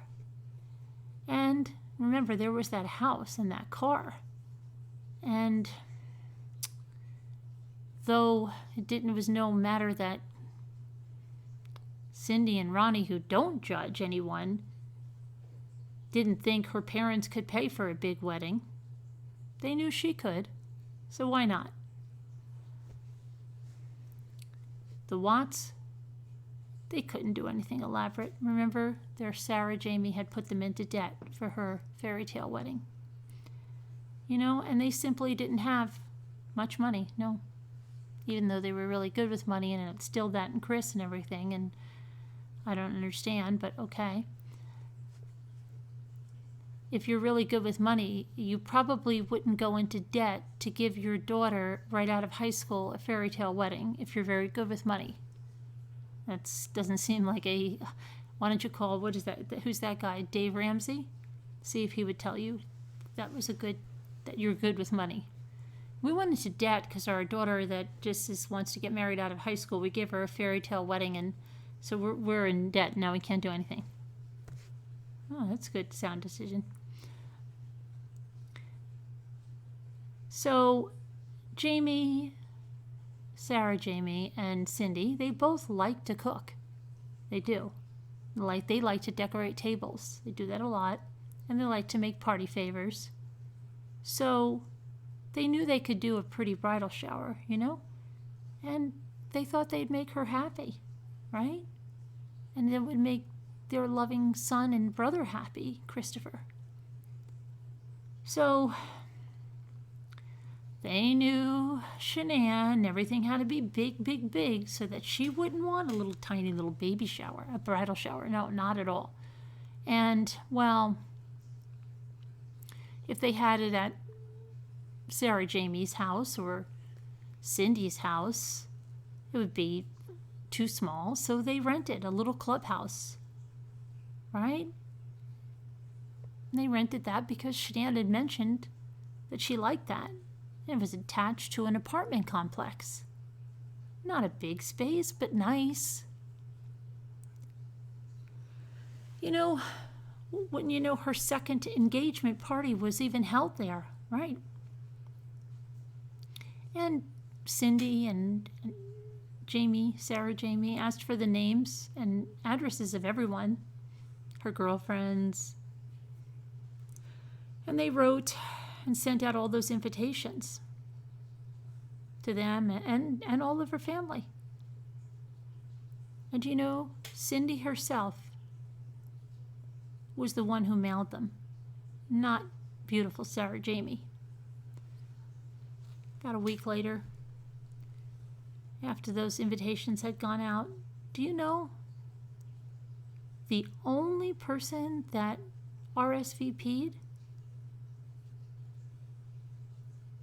were from members of the Watts' family and hers.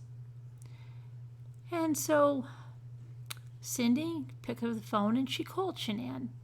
And she said, you know what, we haven't gotten any answers from any of your girlfriends.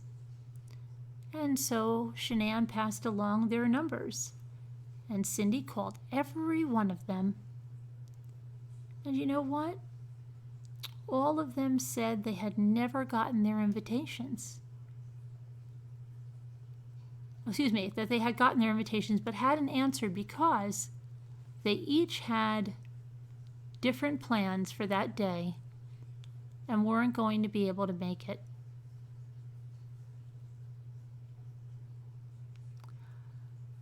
With only one exception,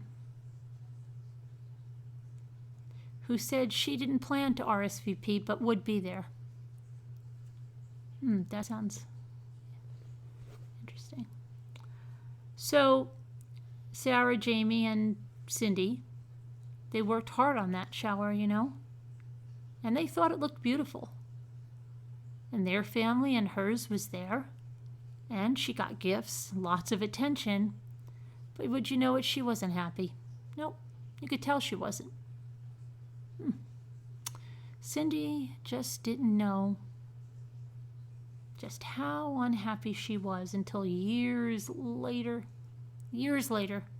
See, after Cindy's son Christopher Lee Watts murdered Shanann, Sarah, Jamie, and Cindy read it in those discovery documents.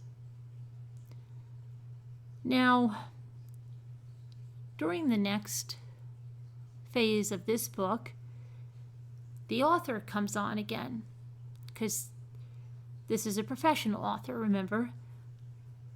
And she's just going to drop in now, okay? And let you know that it's kind of weird that she's dropping in the midst of Cindy's retelling, but that's the way this works, okay? So she wants you to know that it's very unusual to do a book like this. You're telling me. Pleads with you to bear with her, okay? And that there's a lot of sometimes boring research that goes into people's life stories, writing a book on them. You know that? So, just to give you a spoiler, she's saying she's going to be real long-winded here, okay?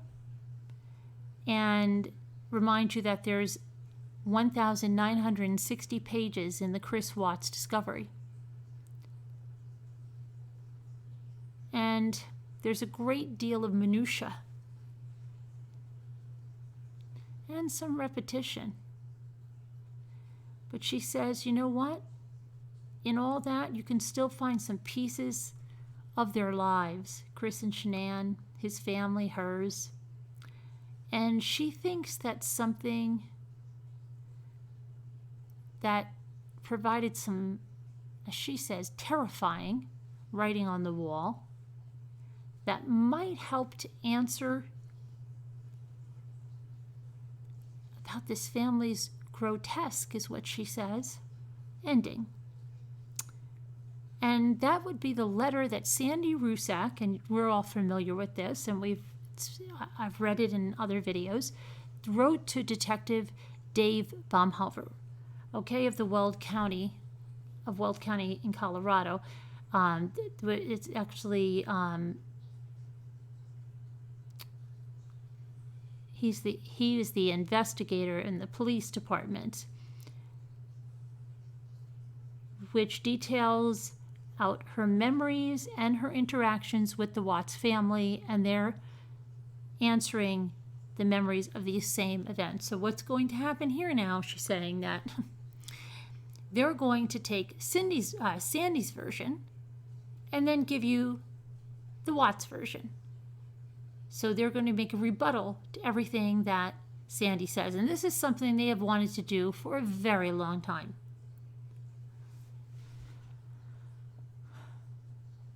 Okay, so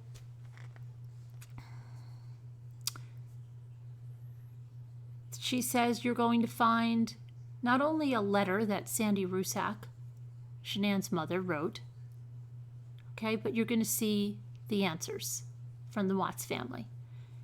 And she also reminds you that, you know what, memory is a funny matter.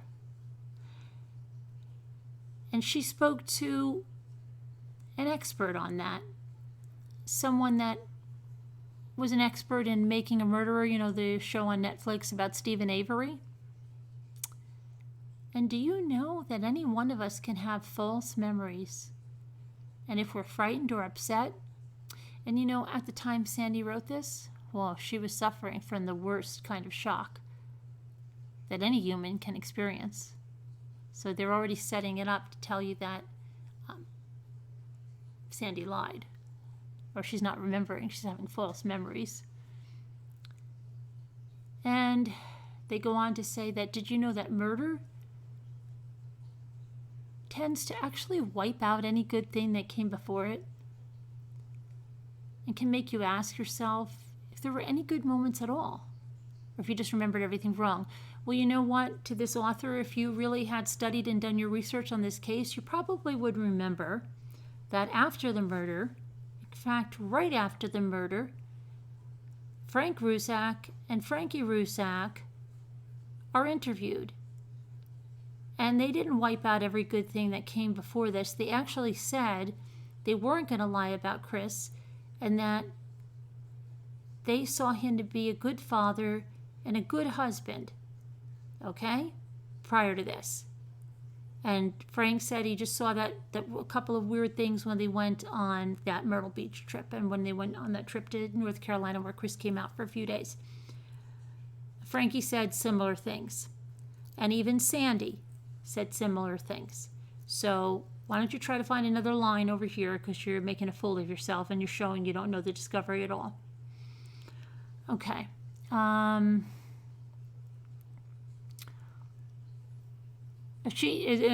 ironically, she says she's going to put Cindy's letter in there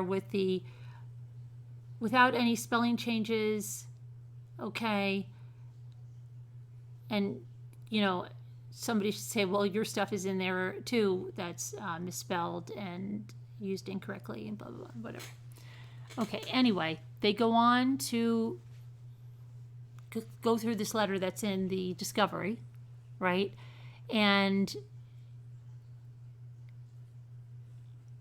so when Cindy says, and again, this is from the discovery, she mentions how Shanann built her house, battling lupus, and her friend told her about the cousin of Chris's saying that he was a very nice guy. She got a friend request, remember this, on Facebook. They met up, right? Okay. And then she talks about a family gathering they had after they got together, and they had a cookout. And the family, Chris's, was all floored when they saw Shanann's house and what a hard worker she was. Okay. The barbecue was where they first met Shanann's. Okay, so now this is Cindy's rebuttal to that. The barbecue was where they first met Shanann's parents. It's a nice middle-class home. Didn't she just say, her and her daughter said it was the grandest home they've ever seen? Okay, this sounds very crazy. Then she already said that she's already mentioned that Shanann was much more open and talkative about personal matters. And you know what? She had found Sandy to be exactly the same. And she said that in the first few minutes that she had met Sandy, that she pointed out that Frank Sr. and said, I've only had 3 good years with that man. And Shanann had previously told Cindy that her father was an alcoholic and that her brother had drug problems. And Cindy says that was a conversation she felt bad about, as she doesn't believe in airing a family's problems. And at the time she'd spoken, she wondered if Chris knew this kind of tell-all relationship, if he had told her about their own family's private pain. And she goes on to say that her husband in 2003 developed a cocaine problem, which lasted for a whole year. Chris had been away at college, you know that, and they never spoke of this outside of their small family. But, yep, figured that Shanann had said that about her father and brother, and then that probably Chris had to chime in, right? Or as he was temporarily known, she said, as Christopher, and shared that. So, wouldn't you know that Cindy was uncomfortable and sad when Sandy said that about her husband? Yep. And Cindy really didn't know what that even meant. Did it mean that he was sober for 3 years and now she was happy? Or did it mean that he started drinking 3 years after? She didn't understand, and she didn't ask, because it's better to stay confused, guys.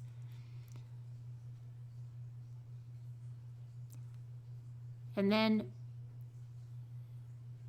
this is so discombobulated. Supposedly, Shanann was eager to please his parents. Okay, so this goes back to Sandy, I guess now. Shanann was eager to please his parents, waiting on them hand and foot, right? And this part we should all remember, when Shanann left the back porch, and that is when it was just Sandy and Cindy. And that Cindy leaned over to Sandy and said, Shanann was married before? And Sandy said, I said yes, just like your daughter was. And then later again, when they were alone, she said, I just don't see it. Cindy said, I just don't see it. And Sandy said, what? And she said, I don't feel or see that your daughter loves my son. And then Sandy said, I knew she was going to be a thorn in the marriage because my mother-in-law was the same way. And now Cindy's rebuttal is that this was very painful, you know, and she's not going to lie to any of you. And always people that always keep telling you that are lying. Just people that say, I'm honest to a fault. Let me tell you honestly. That means they don't normally speak honestly. I'm not going to lie to you guys. I'm lying to you guys. I'm really loyal. I'm not loyal at all. Just turn it around. Okay. So she said she's not going to lie. She's never read this. Never. Nope. That's funny. Because didn't Mel and Cal say that Cindy was upset about this letter and wanted to respond to it months and months ago? I don't know. Maybe I'm losing my mind. Okay. But she apparently has never read it before. And she wishes, let me see here. She didn't read the discovery documents. Nope. She's been in a bad place since the murders. She wishes she had read it, but you know what? She also wishes she'd never spoken publicly during that time. But here she is writing a book, because I guess it's good to do this now. You know, she also believed then everything her son told her. And as she's finding out, he was no more truthful than this letter of Sandy's. So she says that Kathleen, this author, sent this letter to Cindy, right? When they were at the beach last week. And now that Cindy did read it, she wants to answer it, okay? So she says, you know that conversation that Sandy's talking about there, and about her remarks regarding Shanann loving her son, did indeed take place several years later, after an argument and then an apology that Cindy made. She'll get to that at another time. But the remarks about either her daughter being married before or hers, no, never happened. You know, that was a barbecue, right? And they just met. And she doesn't have intimate conversations. Cindy doesn't. And she certainly doesn't start them with people she doesn't know. But she says Sandy did let her know over time that she hated her mother-in-law.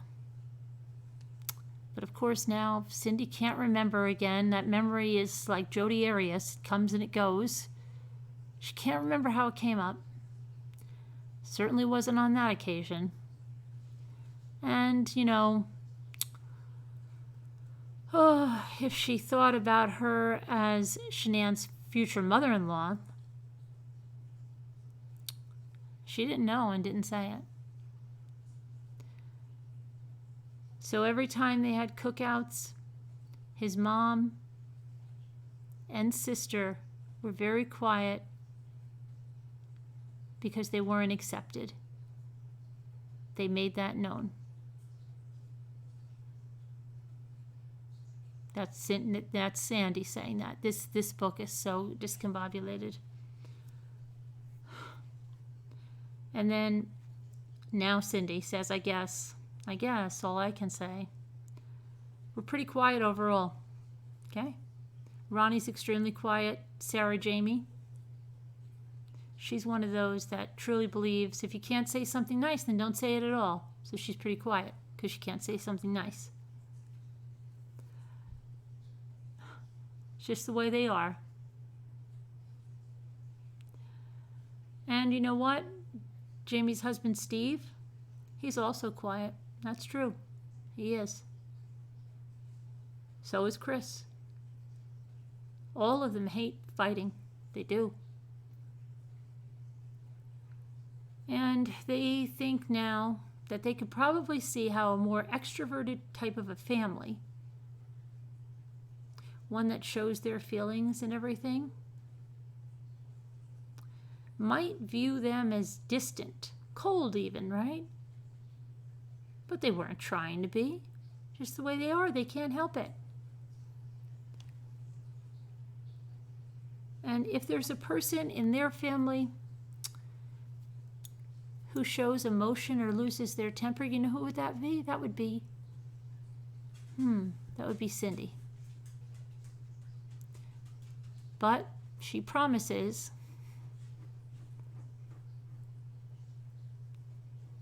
before her son and Shanann started their relationship, she truly can't remember one time where she had before. Never lost her temper. Never. That lady that was cooking, what was her name? Not Carla. Clara. You know what she said, that old Italian lady cooking today? She said, she was talking about her brother, and she said her brother hardly ever got upset. She said her, on the other hand, she got upset, she'd go nuts, she'd go back. She goes, you know what? If you hear a person doesn't get upset, if you hear a person never gets mad, you look out when they do. It's always the quiet ones, that's why. Okay, anyway, bring us back to here. Let's see. So she says that she can't remember whatever happened. She usually just puts her head down, tries to forget those bad things. But you know what? Their dating, their marriage, it changed her. And not in a good way, not in one she's glad about. Nope. Again, blaming other people for how she reacts. You made me like this. Sounds like a wife beater. You made me do this to you. Okay. Okay, now, then Cindy goes on to talk about how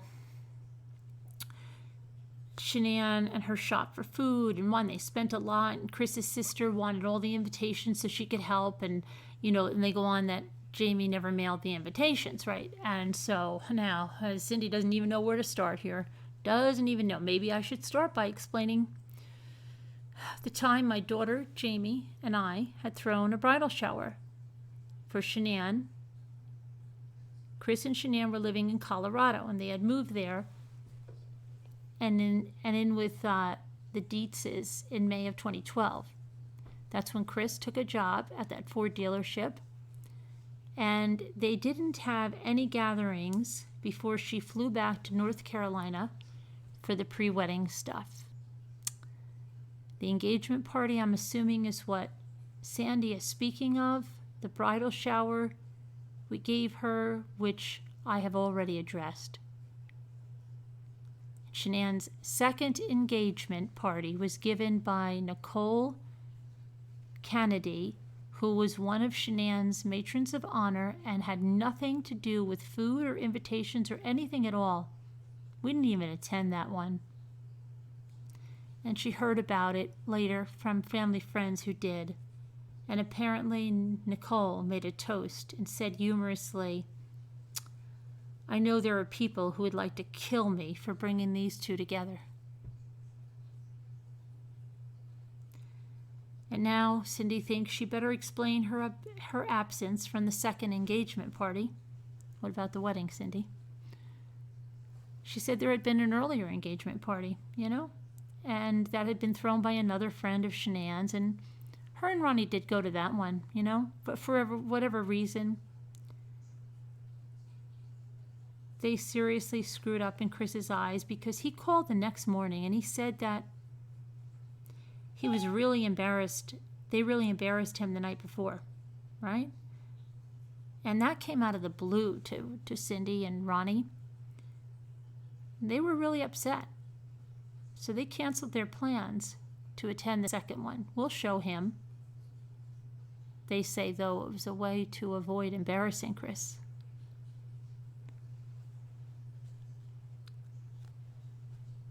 Now,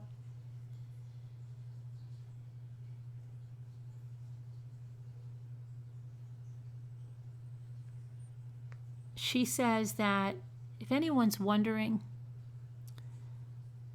if Cindy ever thought that Shanann wasn't the only one that didn't like her, if maybe her own son and her didn't have a good relationship, she said before he met her, fell in love and married her,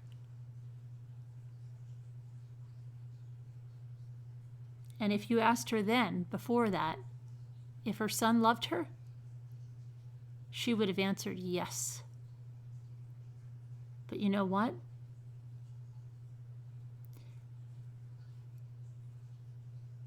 She would have blamed her for how he began to treat them. But now, she doesn't know if she can, if that was true. She has to wonder,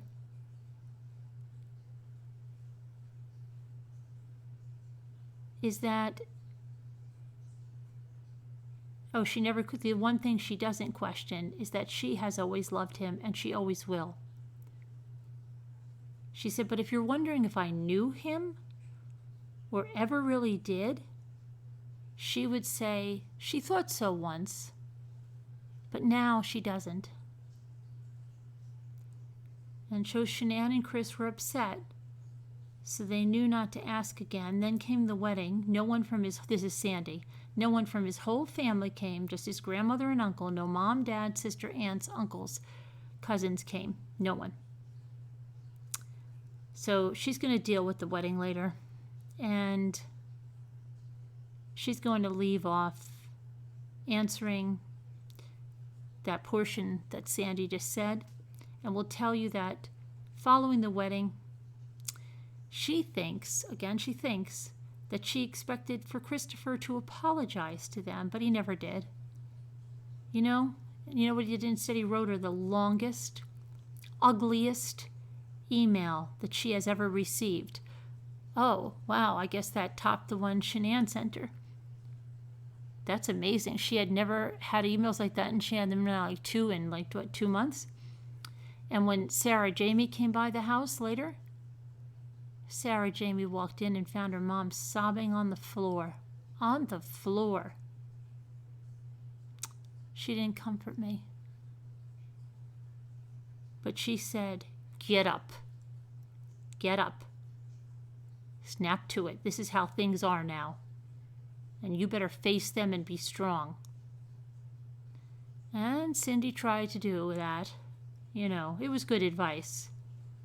But following the wedding, they didn't hear from their lovely Chris until they contacted him in April of 2012, after friends told them that he and Shanann had announced they were pregnant on Facebook. Wow. So they didn't talk, until then. That sounds like a really good relationship. Chris spoiled Shanann, oh boy, and vice versa. They were so in love. They were a great, this is Sandy. They were a great team. They moved to Colorado and lived with Shanann's friend for 1 year while they were building their house. And then everything was great. This is Sandy also. Shanann saw something on Chris's private parts. Remember this, the cancer on the private parts? And they went to the doctor, cancer, so it was removed, and she saved his life. That was Sandy that said that. Well, okay, we got another rebuttal from Mrs. Watts. She said, according to Chris, I'll just call this family hearsay. Shanann once saw a spot on his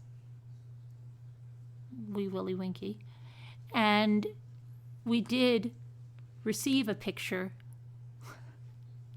of his wee willy winky that she sent to Ronnie's phone that we deleted. And Chris said she thought it was an odd-looking thing, but that he chose to ignore it. There was never a single doctor's visit, and she never mentioned it again after taking that phone picture. And then Shanann got pregnant with Bella Marie. Everyone was so excited and happy. This is Sandy again. That Shanann and Chris were wonderful parents. Chris and Shanann were working at the Ford dealership, right, selling cars, and Chris was the head mechanic, a great team. Shanann was top sales. And then Bella came, so Shanann stopped working because of high-risk pregnancy. She was a trooper, though, the whole thing. Both families seemed happy. Chris, and this is when she's saying you can't be... See, they still said nice. Chris, his sister, she never flew to Colorado at any time that they were out there. Okay, so now Shanann's pregnancy was announced on Facebook in April. This is Cindy. And she said that they contacted them and everyone agreed to have a fresh start. Okay? But Ronnie and Cindy don't have much money. Okay? Though they're very, very good with money. But they bought the $600 stroller she asked for as a gesture of goodwill. And Sandy's right that both families seemed happy. And Cindy goes on to say that maybe they were more relieved than happy, right? She said, well, it was a new grandchild. But, by then we're so upset that Chris didn't talk to us for months, that we had long begun blaming themselves for it, and they had to make up for not going to the wedding. We would do whatever he wanted. We would do whatever she wanted. She doesn't know how long Shanann was working at Longmont Ford, a few months. She quit while she was pregnant. It was not a high-risk pregnancy, and there were no fertility drugs, as far as we knew. Like they would know. They didn't even know until she was pregnant, right? It's actually like they were talking to them. They were married in November, and she was pregnant by February or March. And usually, 4 months is not considered a long trying period for a baby. Chris was not the head mechanic. That can take years, and he was only there about a year. He was a line mechanic, okay? So she was playing your son up a little bit, Cindy. You should have liked that part, I think. And he was making between $60,000 and $80,000 during that year, working 6 days a week. It's probably how he was able to qualify for that house in Frederick, because Shanann didn't get any money from her house in North Carolina. She had to sell it furnished. Okay? Whatever happened during the sale must have hurt her credit. So Chris had to apply for the loan alone.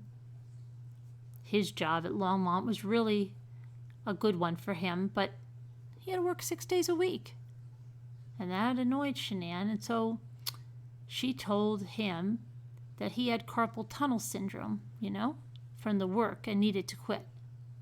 So he did and began at Anadarko at about $20,000 less than he'd been making. She told him he had carpal tunnel.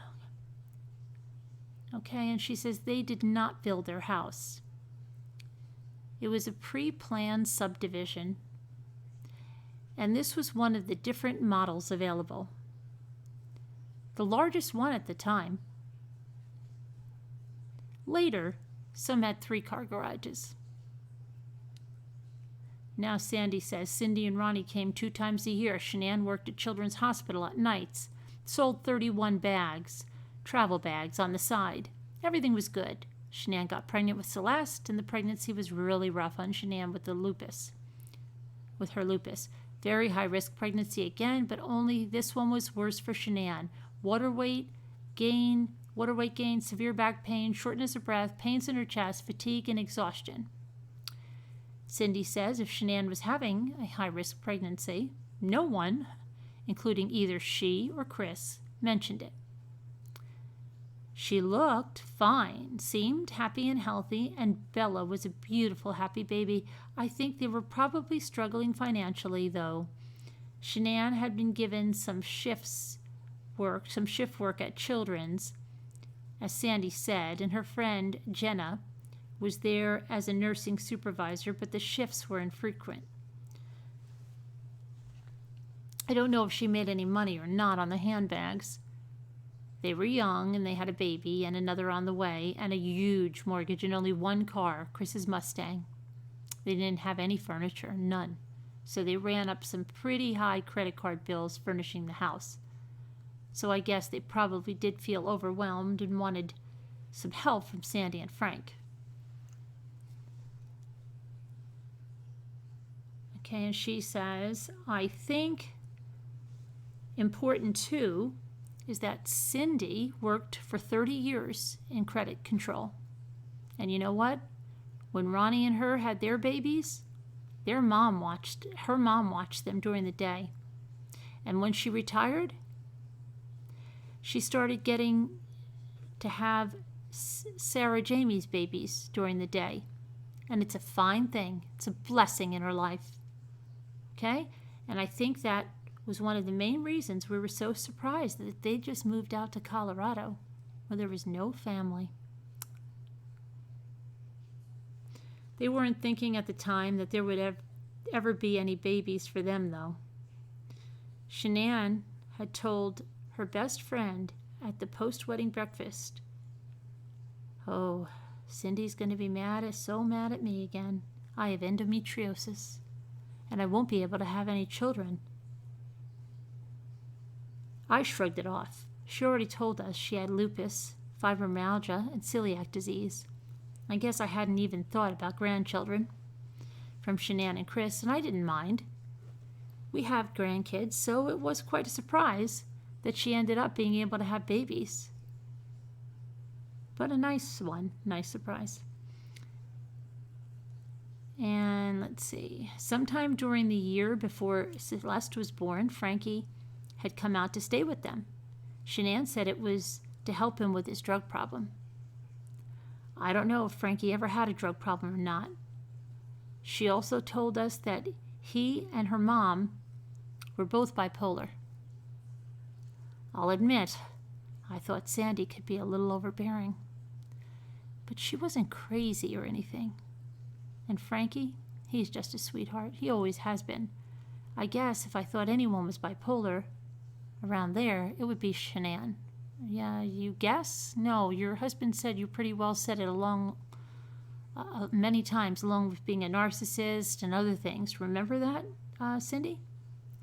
She says, at any rate, he left after a few weeks later, telling us he hadn't much liked being their butler. I thought it was funny. He was always a very nice kid.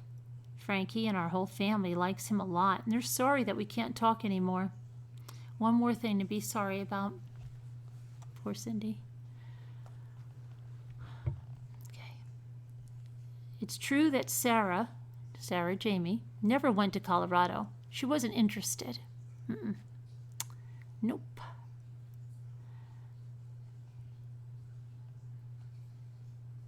But for that matter, Frankie never went back either.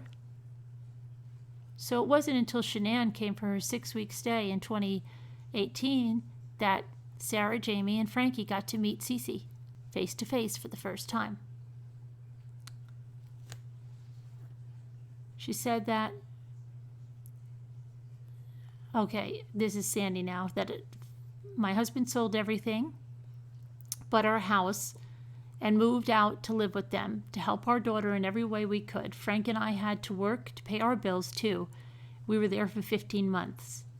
And then Cindy says, Sandy's right. Okay, that's what they did. And they sold everything they had, including this really pretty pond with koi in it. How do you sell a pond with koi in it? Shh. Isn't it in the ground? They didn't sell their house, so they wouldn't have sold their property. That's kind of weird. Okay. They moved to Colorado, and despite Shanann and Chris living in a 5-bedroom house, Sandy and Frank, they were put down in the unfinished basement. The way the bedroom situation worked was very specific. The master bedroom for Chris and Shanann. The girls each had their own room. And that was never open for discussion because they might keep each other awake. The remaining rooms were Shanann's office. I think she was selling both Unique and LuLaRoe by then, and the girls' playroom because Shanann didn't like toys in their bedrooms. So, Sandy and Frank had the basement. They also, according to what Sandy told me, had to pay $1,000 a month. And they were there to help with the kids.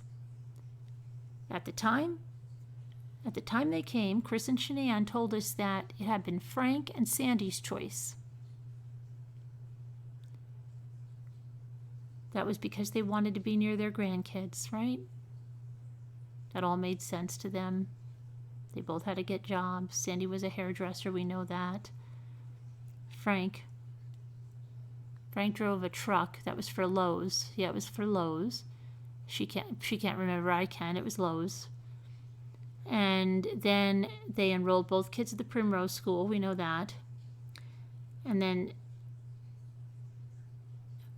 this Sandy said that Chris's mom came out to watch. This is from the Discovery. We heard this one.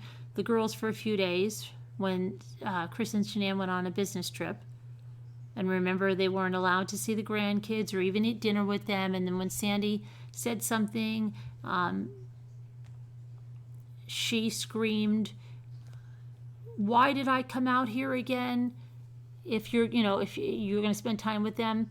So now Cindy says she'll give Sandy that much, okay? And it was a pretty disastrous trip, okay? But that she was asked to come and take care of the girls, And she thinks they were in Punta Cana. She can't remember. Something for that Thrive thing. They sent a ticket to her. And Shanann even said she would keep the kids in daycare. But Cindy said, "Oh, no. She wanted the three of them to have a great time together, and it was very nice." But she said that Sandy didn't seem to want her there, It made her very nervous, very nervous. She said that she accused her of scratching one of Shanann's frying pans. And the part that she kept those girls from eating dinner downstairs, that's just utterly ridiculous.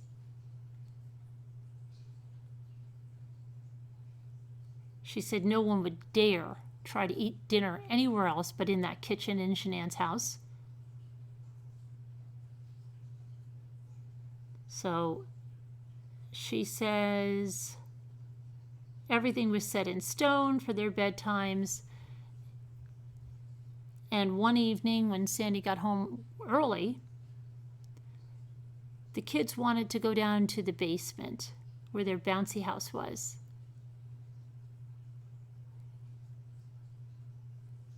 And then she said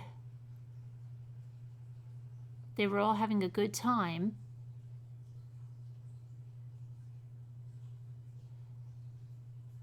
And Sandy said Cindy needed to bounce too. But Cindy said, "No, I'm just watching." And then she claims that Sandy said to her, "You don't know anything about children, Cindy." And Cindy said she was mad, She'll fess up to it. It got worse, too, because at that time it was 6:30. And the girls had to be kept on a schedule. So at that point, she grabbed them, took them upstairs, and they weren't happy, not at all. She didn't blame them, but those were the rules. They're not her rules. She had to keep those rules. And they both had some big tantrums. Wouldn't you know it, Sandy came flying up the stairs, storming up there. Told her she's doing everything wrong. Now, Cindy, on the other hand, doesn't know what it was she was doing wrong, but whatever it was wrong. And then she had it, Cindy. Remember, she doesn't scream or get angry, or, well, she does, but she never did it until after this. She did scream. She did. She said, "What the hell am I here for?" And you know what? She did do it in front of those girls. And then she stomped right off downstairs and sat on the couch and cried. Later, she decided to go back upstairs, and she found Sandy, She apologized, and they actually had a nice talk after that. And Sandy told Cindy that she did indeed love Chris, but he didn't speak up enough. Okay, and when Chris and Shanann got back, there was some big fight between Sandy and Shanann, is what Cindy's story is, and she says that Sandy packed up their car. She packed up those dogs in a hurry. She didn't even say goodbye. She didn't say goodbye to the girls or Chris. She said Shanann said to Frank, "Let her go and stay with me." But he didn't. He just got himself in the car and he drove back to North Carolina. That was that. That's it. And after 15 months, I moved back home. It was hard to leave. This is Sandy. This is in the Discovery, but I felt it was for the best. It was hard to leave, but I felt it was for the best. I had been home now. 17 months later, my whole family is dead. My beautiful daughter, my beautiful grandchildren, all dead. God help us all. They are all dead, and He killed them. And I don't have any answers, just grief and endless regret.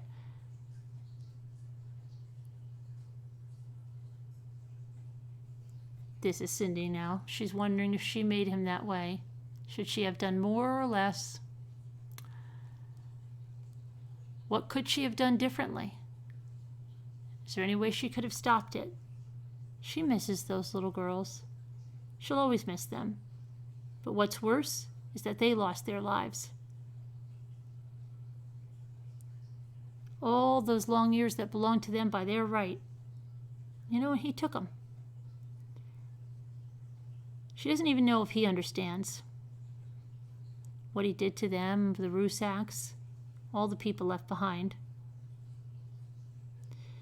And Cindy says she's always telling herself that Chris was like Ronnie, because Ronnie was always quiet.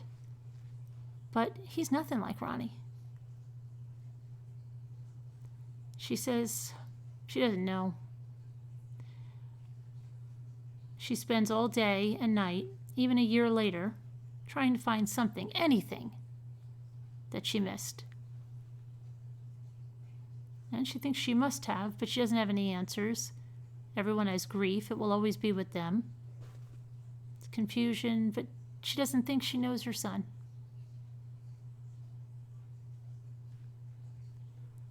And well, this is going on a long time. Okay, so there's still more and more and more, but that's I don't even know if anyone is still here. It says 0 viewers. Is anyone here? It says 0 viewers. Oh, it's 660. Mine says 0 viewers. Okay. So it's just, you can tell what kind of book it is, right? Oh, you're enjoying. Well, I'm paraphrasing it. I'm not reading her words verbatim at all, but giving you the gist of it.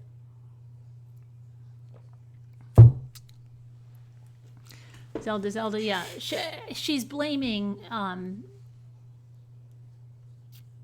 Shanann.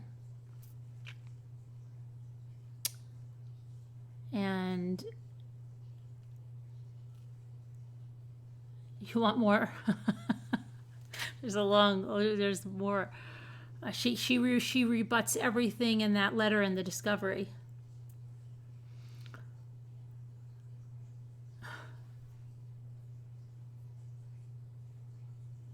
Want me to finish it tomorrow? Why don't we finish it tomorrow? It's, what time is it? It's 4 a.m. You're gonna soak it.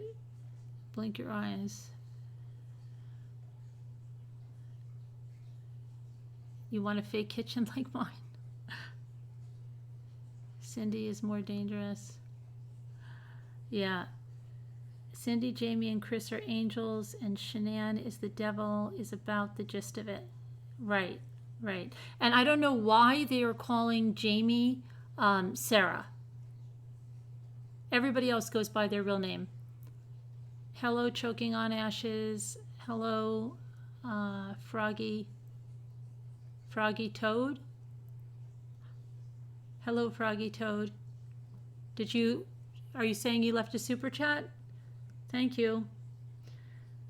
Hi, Maui Chickadee. Hi, the Frilly Farmhouse. Hi, Evie. Hi, Evie. Hi, Keep It Kind. Hi, Lacey. Hi, Janelle. Hey, Casbat. Who else did I miss? I made it fun too, Scooter. Hey, Donna. Hi, Diana. Thank you, Froggy. Hi, Margie. This is how it started, listening to your readings.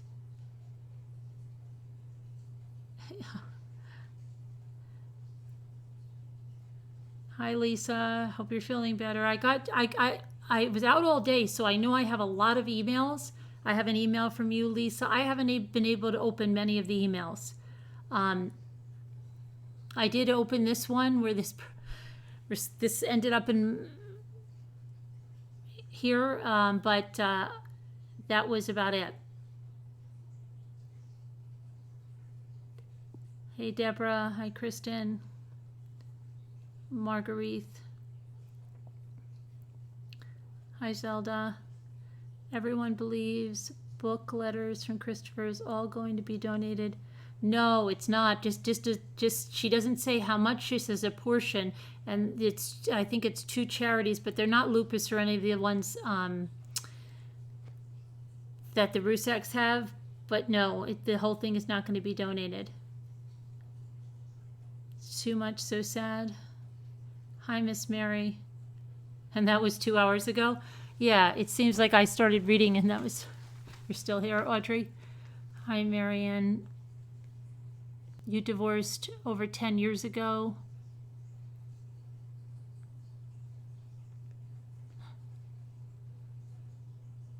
Only... Zelda, you know how it is. The rumors or whatever, the non-facts always seem to spread faster than anything else. How misunderstood and how hurt she is. But hi, Diana. I'm just surprised, because she says that it was a mistake. That's the thing. I'm a pretty forgiving person, and I said, well, if she really felt she made a mistake of going to the media and she really made a mistake about bashing Shanann when she is, you wouldn't write a book like this after that if you were really sorry that you did that. So that just shows me she wasn't sorry at all.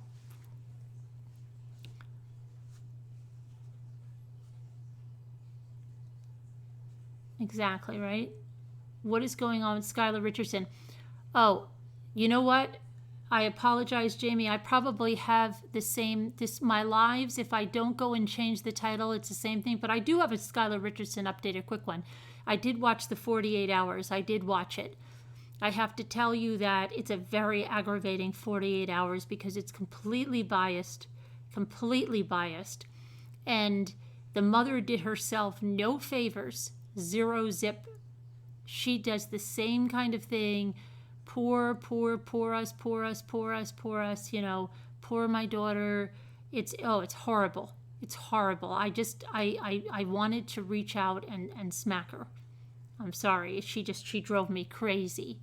And then just at the end, somebody said, you better show something for your granddaughter. And then she said that she goes out there and she goes to be close with her. Yeah, okay. That's why you told your daughter that life would be over if she got pregnant, right? That's why you yeah, okay.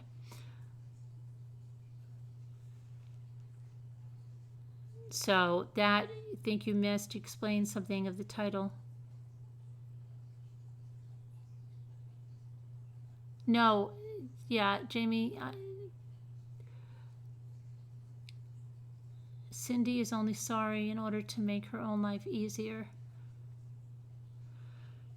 Yeah, and I think just to get it out there about how wonderful they are and how wonderful Sarah, Jamie, I don't get what the name change is. Yeah, those tend to do that though, Janelle. Those kind of statues, they tend to do that. I know I've had a few in my yard, and some of them don't hold up. Yet another horror the Rusak family has to endure. Yeah, absolutely.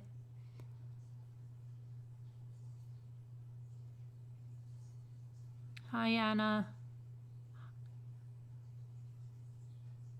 You agree, very interesting to listen to, Mommy. Yeah, they do. I had one, and I'll tell you, it was really disheartening because it was two little boys, and I had bought it in Hobby Lobby on our way back from Florida. It was the first time I had ever gone to a Hobby Lobby because at that time we didn't have them up here. And I was like, oh, these look like Ethan and Luke. And I put it in the garden. I swear to you, the first thing that happened is one of their heads fell off. And I was like, oh my gosh, one of their heads fell off. And then it was like one arm fell off. It was driving me crazy. And then I have another one that I bought one after my mother passed away that we have in the garden. And that one remained really good, even after all that. The name of that, Victoria, is All My Broken Pieces. All My Broken Pieces. That's what I paraphrased for you. All My Broken Pieces.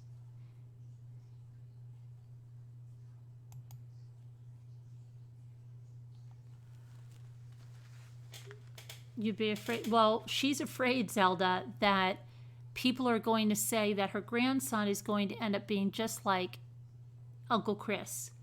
But if Uncle Chris is, if the only reason Uncle Chris did what he did is because he met with Shanann, then why is she worried? Right? Why is she worried then if that's what she said? She said Shanann was what did it. Not his genes, not his upbringing.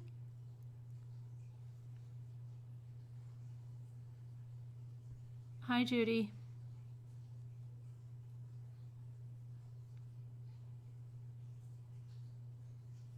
Are we going to hear more tomorrow?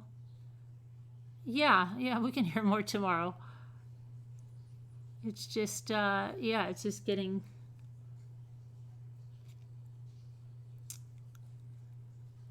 If she didn't like, he could have divorced her. Deep down, she knows that's not true, right, Donna? Hey, Cece. Did she already... It's not for sale yet. It's not for sale. What I think happened is I think this stuff was all sent out. I don't know who did this. But in order to put it out there. I have some ideas.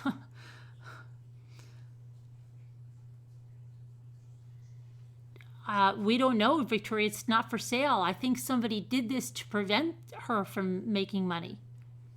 Do you know what I mean?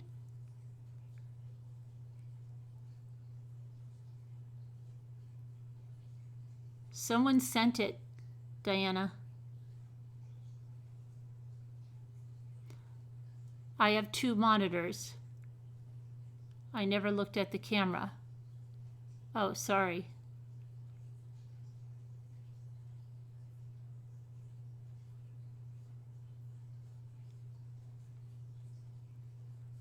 You have a fairy in your yard that lasted 14 years. Just recently, the book she held to read broke off. Oh, yeah, I know, isn't it? Yeah,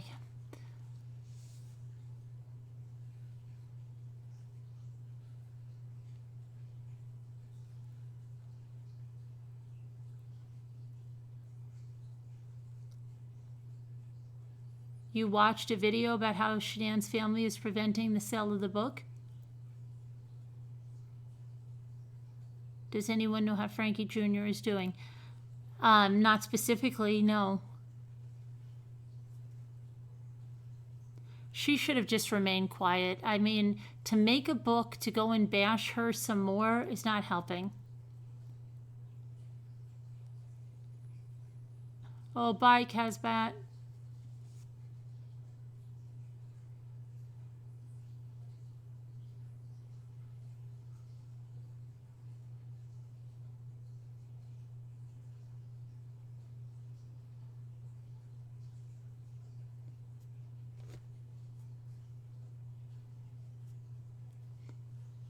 Is it? Oh, it's rat race time?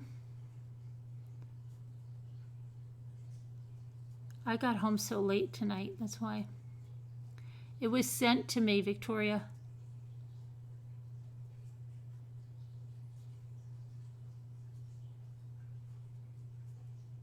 Why is she doing it then? Bebop, I don't know. It's like a very I think she really, like a lot of, oh, that's what I was going to say. That brings us to the Cassie Jones. I keep calling her Cassie. Casey Jones, because you don't need to look into it. Yeah, just close your eyes and listen. I gotta take a drink because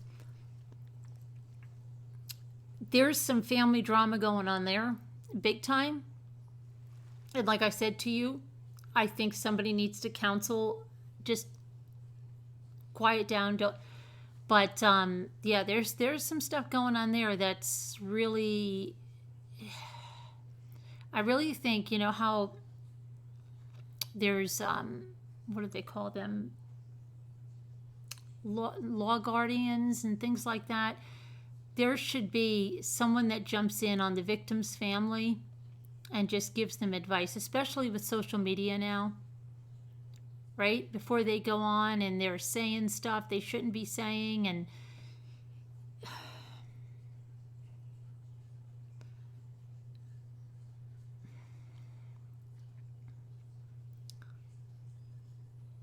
she's at some PR.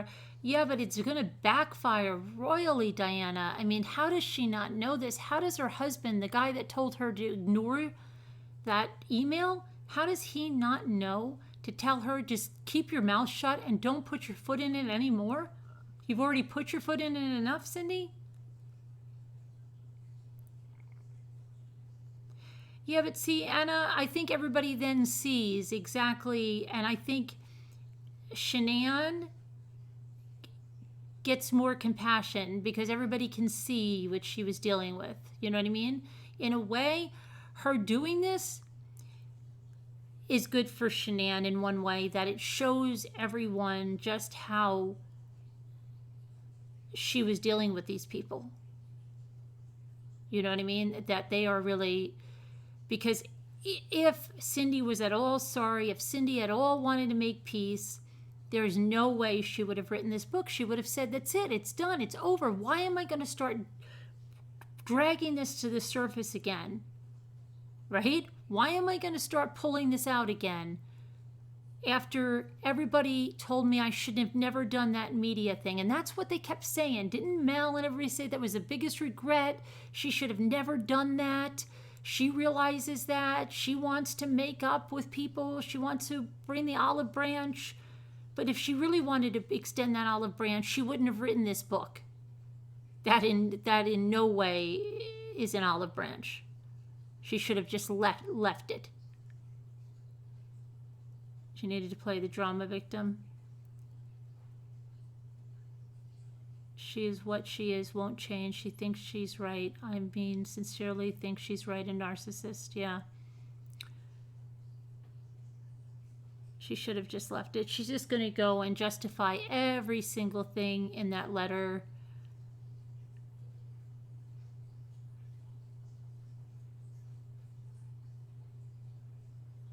She takes no blame. Michelle, yeah, I know. Christopher. And then, like, just to say the things she did, like, will she ever hold him again? You know, will she ever be able to comfort him again? Who was there to comfort the girls?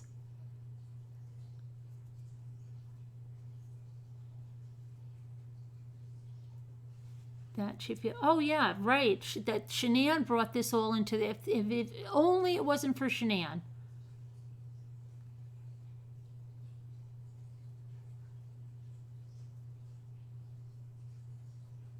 Act first and think it through later.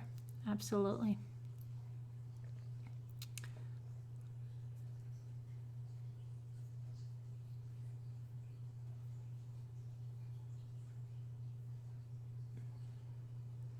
Hey, Maui Chickadee. Spot on, Zelda. But, yeah, it's just bizarre. She just stirred up a hornet's nest. You should do your homework, Miss Sunshine. Do your homework, Miss Sunshine.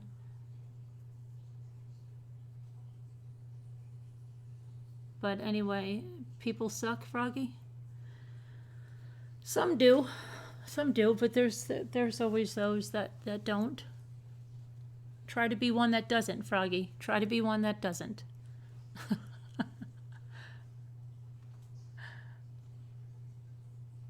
When something like this happens, everyone horribly, maybe she feels responsible. Okay, Cece, but like I said, she would have more sympathy, or a chance at more sympathy, if she made amends, if she said, that she was wrong to go on there and say that it was Shanann's fault. That even if she said, I don't know what caused it, I don't know what it was.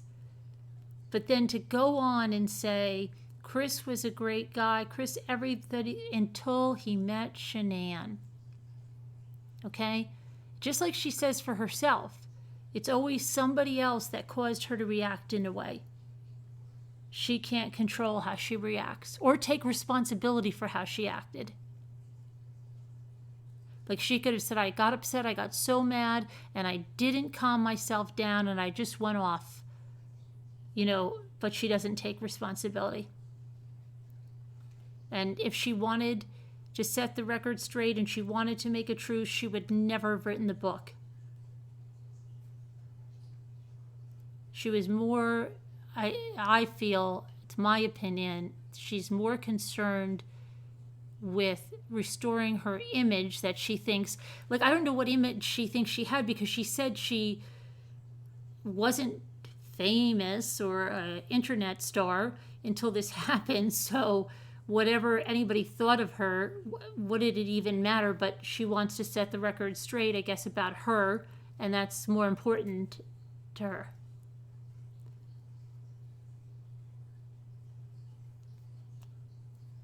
But anyway, yeah, we shall see. Cindy wrote the book with an author, but somebody had said that this author was, a professional writer. I tell you, the way this book is written, it's scary. She confirmed her image and further damned herself. Yeah, she should have just remained quiet.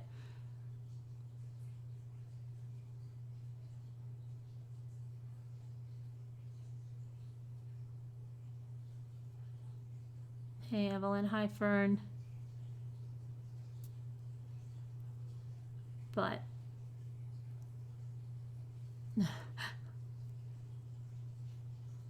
funny, Zelda, yeah. Does her more harm. Absolutely, Diana. But nobody there does. I guess not even Sarah Jamie. And I just don't know why what is, silence is golden, right? Absolutely. Hi, Mrs. Mick Jagger. The rest of the book will most likely get, yeah. 2 daughter-in-laws and they come. Yes, and that's so silly too, to believe in all those sayings that you can't get close to your daughter-in-law, and that, yeah, that's absolutely insanity. Right, that Michael Peterson. I knew who you meant, Zelda. You think she's trying to repair Chris's image? Yeah, she's just justifying everything, right? Oh, your mom's colonoscopy? And it's also your son's birthday? Oh, happy birthday to your son, and prayers that your mom is cancer-free.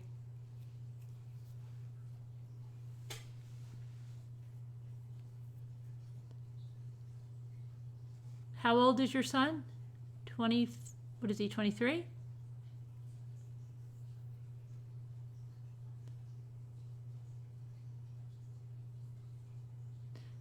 There's just certain things like daughter-in-law. Sometimes it has hyphens, sometimes it doesn't. So it's just like craziness, and just the sentence structure. It drives me crazy, because I'll tell you, for my blog, I do some sponsored posts, and I'll get writers that send me stuff, and English is not their native language, and it drives me insane to correct all that, and I charge them an editing fee to do it, but I'm so used to it, and that's what it kind of reminds me of, some of the structure in there. It drives me insane.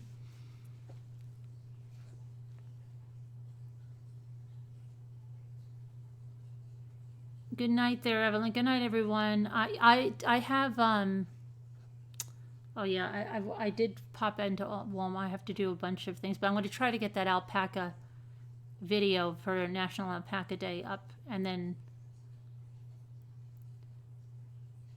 Alethea, there's a few people I think that would enjoy to do that.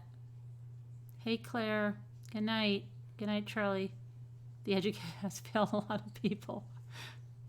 Hey Doris Cabin, okay. You will be able to see chat after it processes, Doris Cabin. When we close out the live chat goes away until the video processes. I find YouTube's a little faster. Sometimes it could take 2 hours. I don't know. It was Saturday, the National Alpaca Day. So we went to the alpaca farm. Colonoscopies. Oh. Good night, Maui Chickadee. Cindy probably. Oh, I doubt that. I'm sure she wanted it to sell, right? But it's just nothing with I mean, I don't even know who would buy that anyway. It's just her version, which is not the truth. Done on the yeah. Absolutely. So you can stay on chat now, move it back. Yeah, but then sometimes still winter snow, it changes up when it does. It will only let you go back so far sometimes. Sakura says she should have left a little mystique in the atmosphere. Absolutely. It's always better to stay silent. You missed the begging? Oh, beginning. Okay, Maui. Oh, don't even talk about snowing, Zelda. I do not want to hear it. I'm not ready for snow. No, no, no, no, no. I saw a picture of it on Facebook. It freaked me out. I'm not ready for that. You know, I don't know, Sharon. I have to find out. That's winter. That's what you're doing? Oh, thanks, Winter. I thought you were talking about winter. Okay. You're welcome, Patty and Jack. But anyway, no snow, please. Right, Anna? Yeah, no snow. It doesn't snow in Florida? Let's hope not. No Christmas yet. Though I am enjoying, like, I got some cute Christmas stuff. I'll have to show that to you later. What did I get? Oh, I got to show you something really quick. Thank you, Patty and Jack. Thank you. This company, let me see something. They're doing a giveaway, believe it or not. Let me just show you this while we're here, because it's getting close to Halloween, and I've got to show you that other. I've got to dress up as that raccoon, whatever from. But this company, and I get their name, but they're doing a giveaway where you can pick any one you want up to $40. Hold on a minute. I'm going to write about them on the blog, and I'll have a video. But, yeah, these are these, whatchamacallem, the masky things. So we're going to have a giveaway for that. I have to get that up.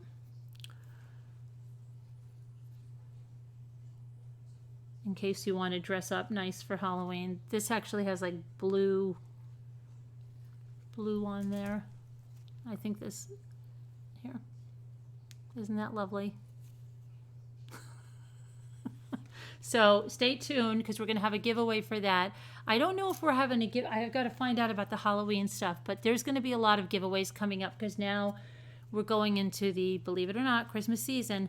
And every year I say I'm not going to do the holiday gift guide, and every year I get roped into doing stuff. So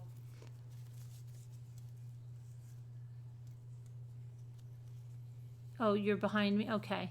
So yeah, look for that. And then I have some stuff that I got. Oh, I just wanted to... Somebody told me about buying the lamb's ear at Walmart for those things. I couldn't find the lamb's ear until tonight. But I did find... If Mama Ames is here, I found the... Come here. I found the boxwood. And this is nice when you make those little tiny little wreaths. You know which ones I'm talking about? The little tiny little wreaths. They make them. You can make them out of here.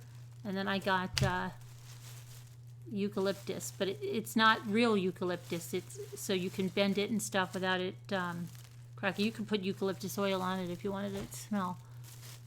Yeah, I'm gonna do some stuff. I got some cute things, and then I found the lamb's ear today, and I got a lamb's ear wreath for my bathroom, which I'm gonna make the reveal on that. But anyway. And then I've got to put up Jimmy almost falling off the bridge.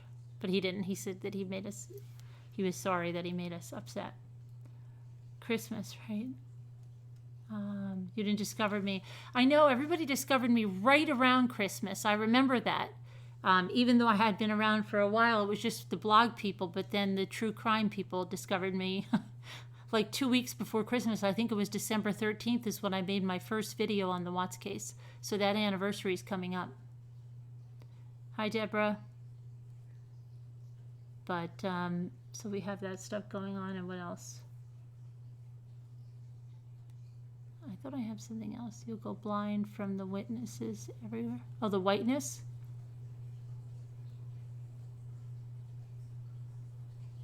But I still can't find all your stuff that you've got there at that Christmas Dollar Tree. You think March and you found me, to Scooter? Okay. Anyway, hi, Janice. Good night, Mary. How can you order the mask? I'll put it all up. I forget it's bad that I forget the website right now. I'll look in my Mommy Ramblings. It's on a certain website. I'll put it all in. I have to make the video on it, Victoria. I'm going to try to catch up and make videos that I need to make this week. I say that, and every time I've got to get it going. But we're going to have a giveaway too, and all the information will be in there. It was January when you found me. Not that I was lost. Yeah. Thank you, Diana. Alrighty. Yeah, January, that's when we really started going whole hog in the discovery. December was more commentary. I think January we started really going through discovery, reading it. Thank you, Danielle. You found me in December, King Caitlin. You've been watching since the first one. Thanks, Miss Jagger. Okay, so I'll see you guys tomorrow. And oh yeah, and Frilly Farm. Oh, don't go yet. Frilly Farmhouse wants me to make I know I have to make an announcement, and I have to make an announcement about who's the other one that I have to make an announcement about? Frilly Farmhouse and oh my gosh. Oh, Lisa Decoupage. Hold on a minute. Lisa Decoupage. That's not her name. Lisa DeFiero, right? Okay, so let's see. She says, Frilly Farmhouse, I don't know if she's still here. She said, Carolyn, I want to give everyone time to gather their supplies. But I also want to give away 2 tickets to the Vintage Market Days in Arkansas. Is anybody in Arkansas? Because Frilly Farmhouse wants to give away 2 tickets. She'll be there the 9th, 10th, and 11th. And she has to have their names turned in by the 5th. So is the 3rd too early to do a video? If that's too soon, the 8th. I think we would do a Dollar Tree wreath. They will need a wreath from wire or grapevine if they prefer, 10 stems of florals of their choosing, pipe cleaners or wire from the Dollar Tree, glue, hot or white glue, and 2 spools of ribbon.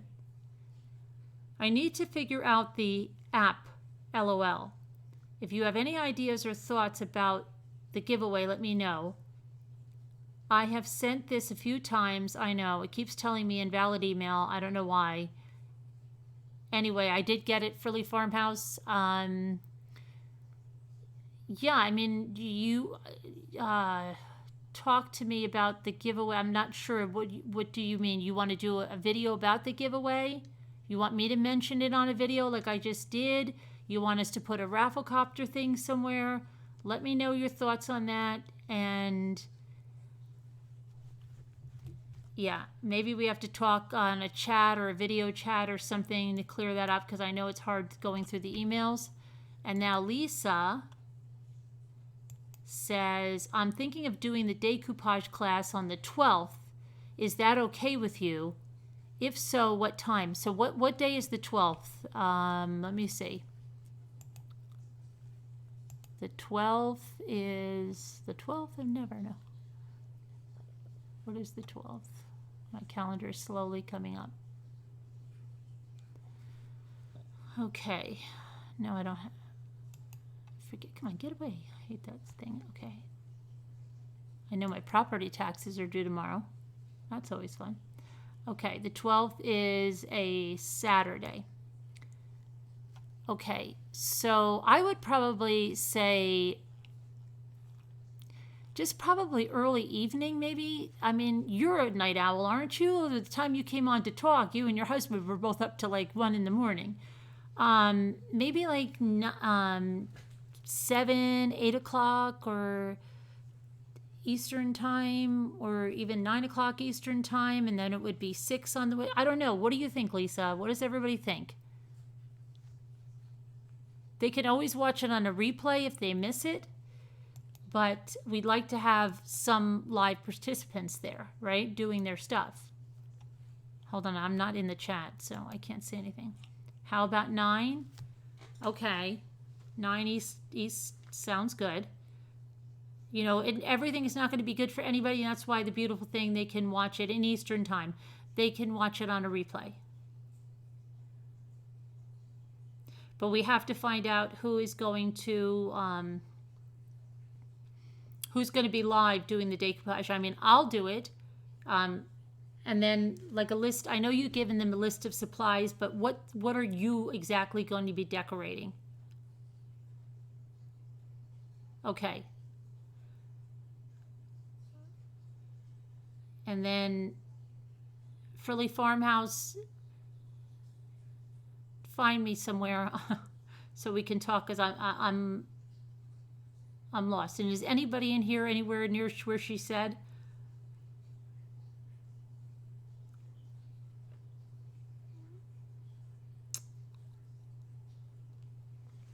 But anyway, we'll figure it out.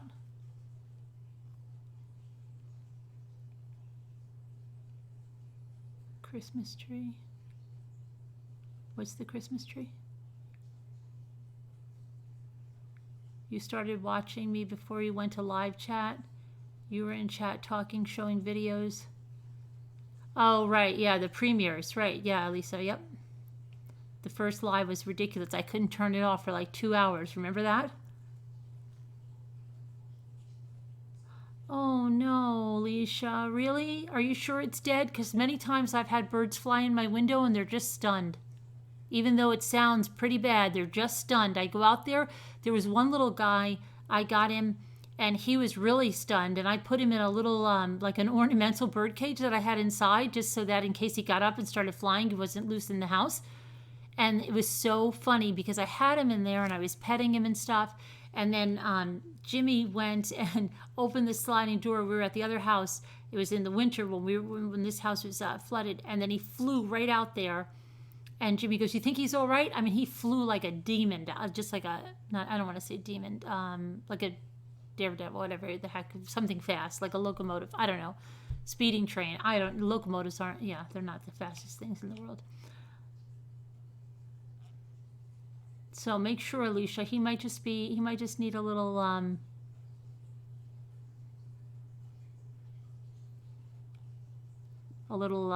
love. And I've had it happen a lot of times where they bash in the window and you think they're dead, but they're not.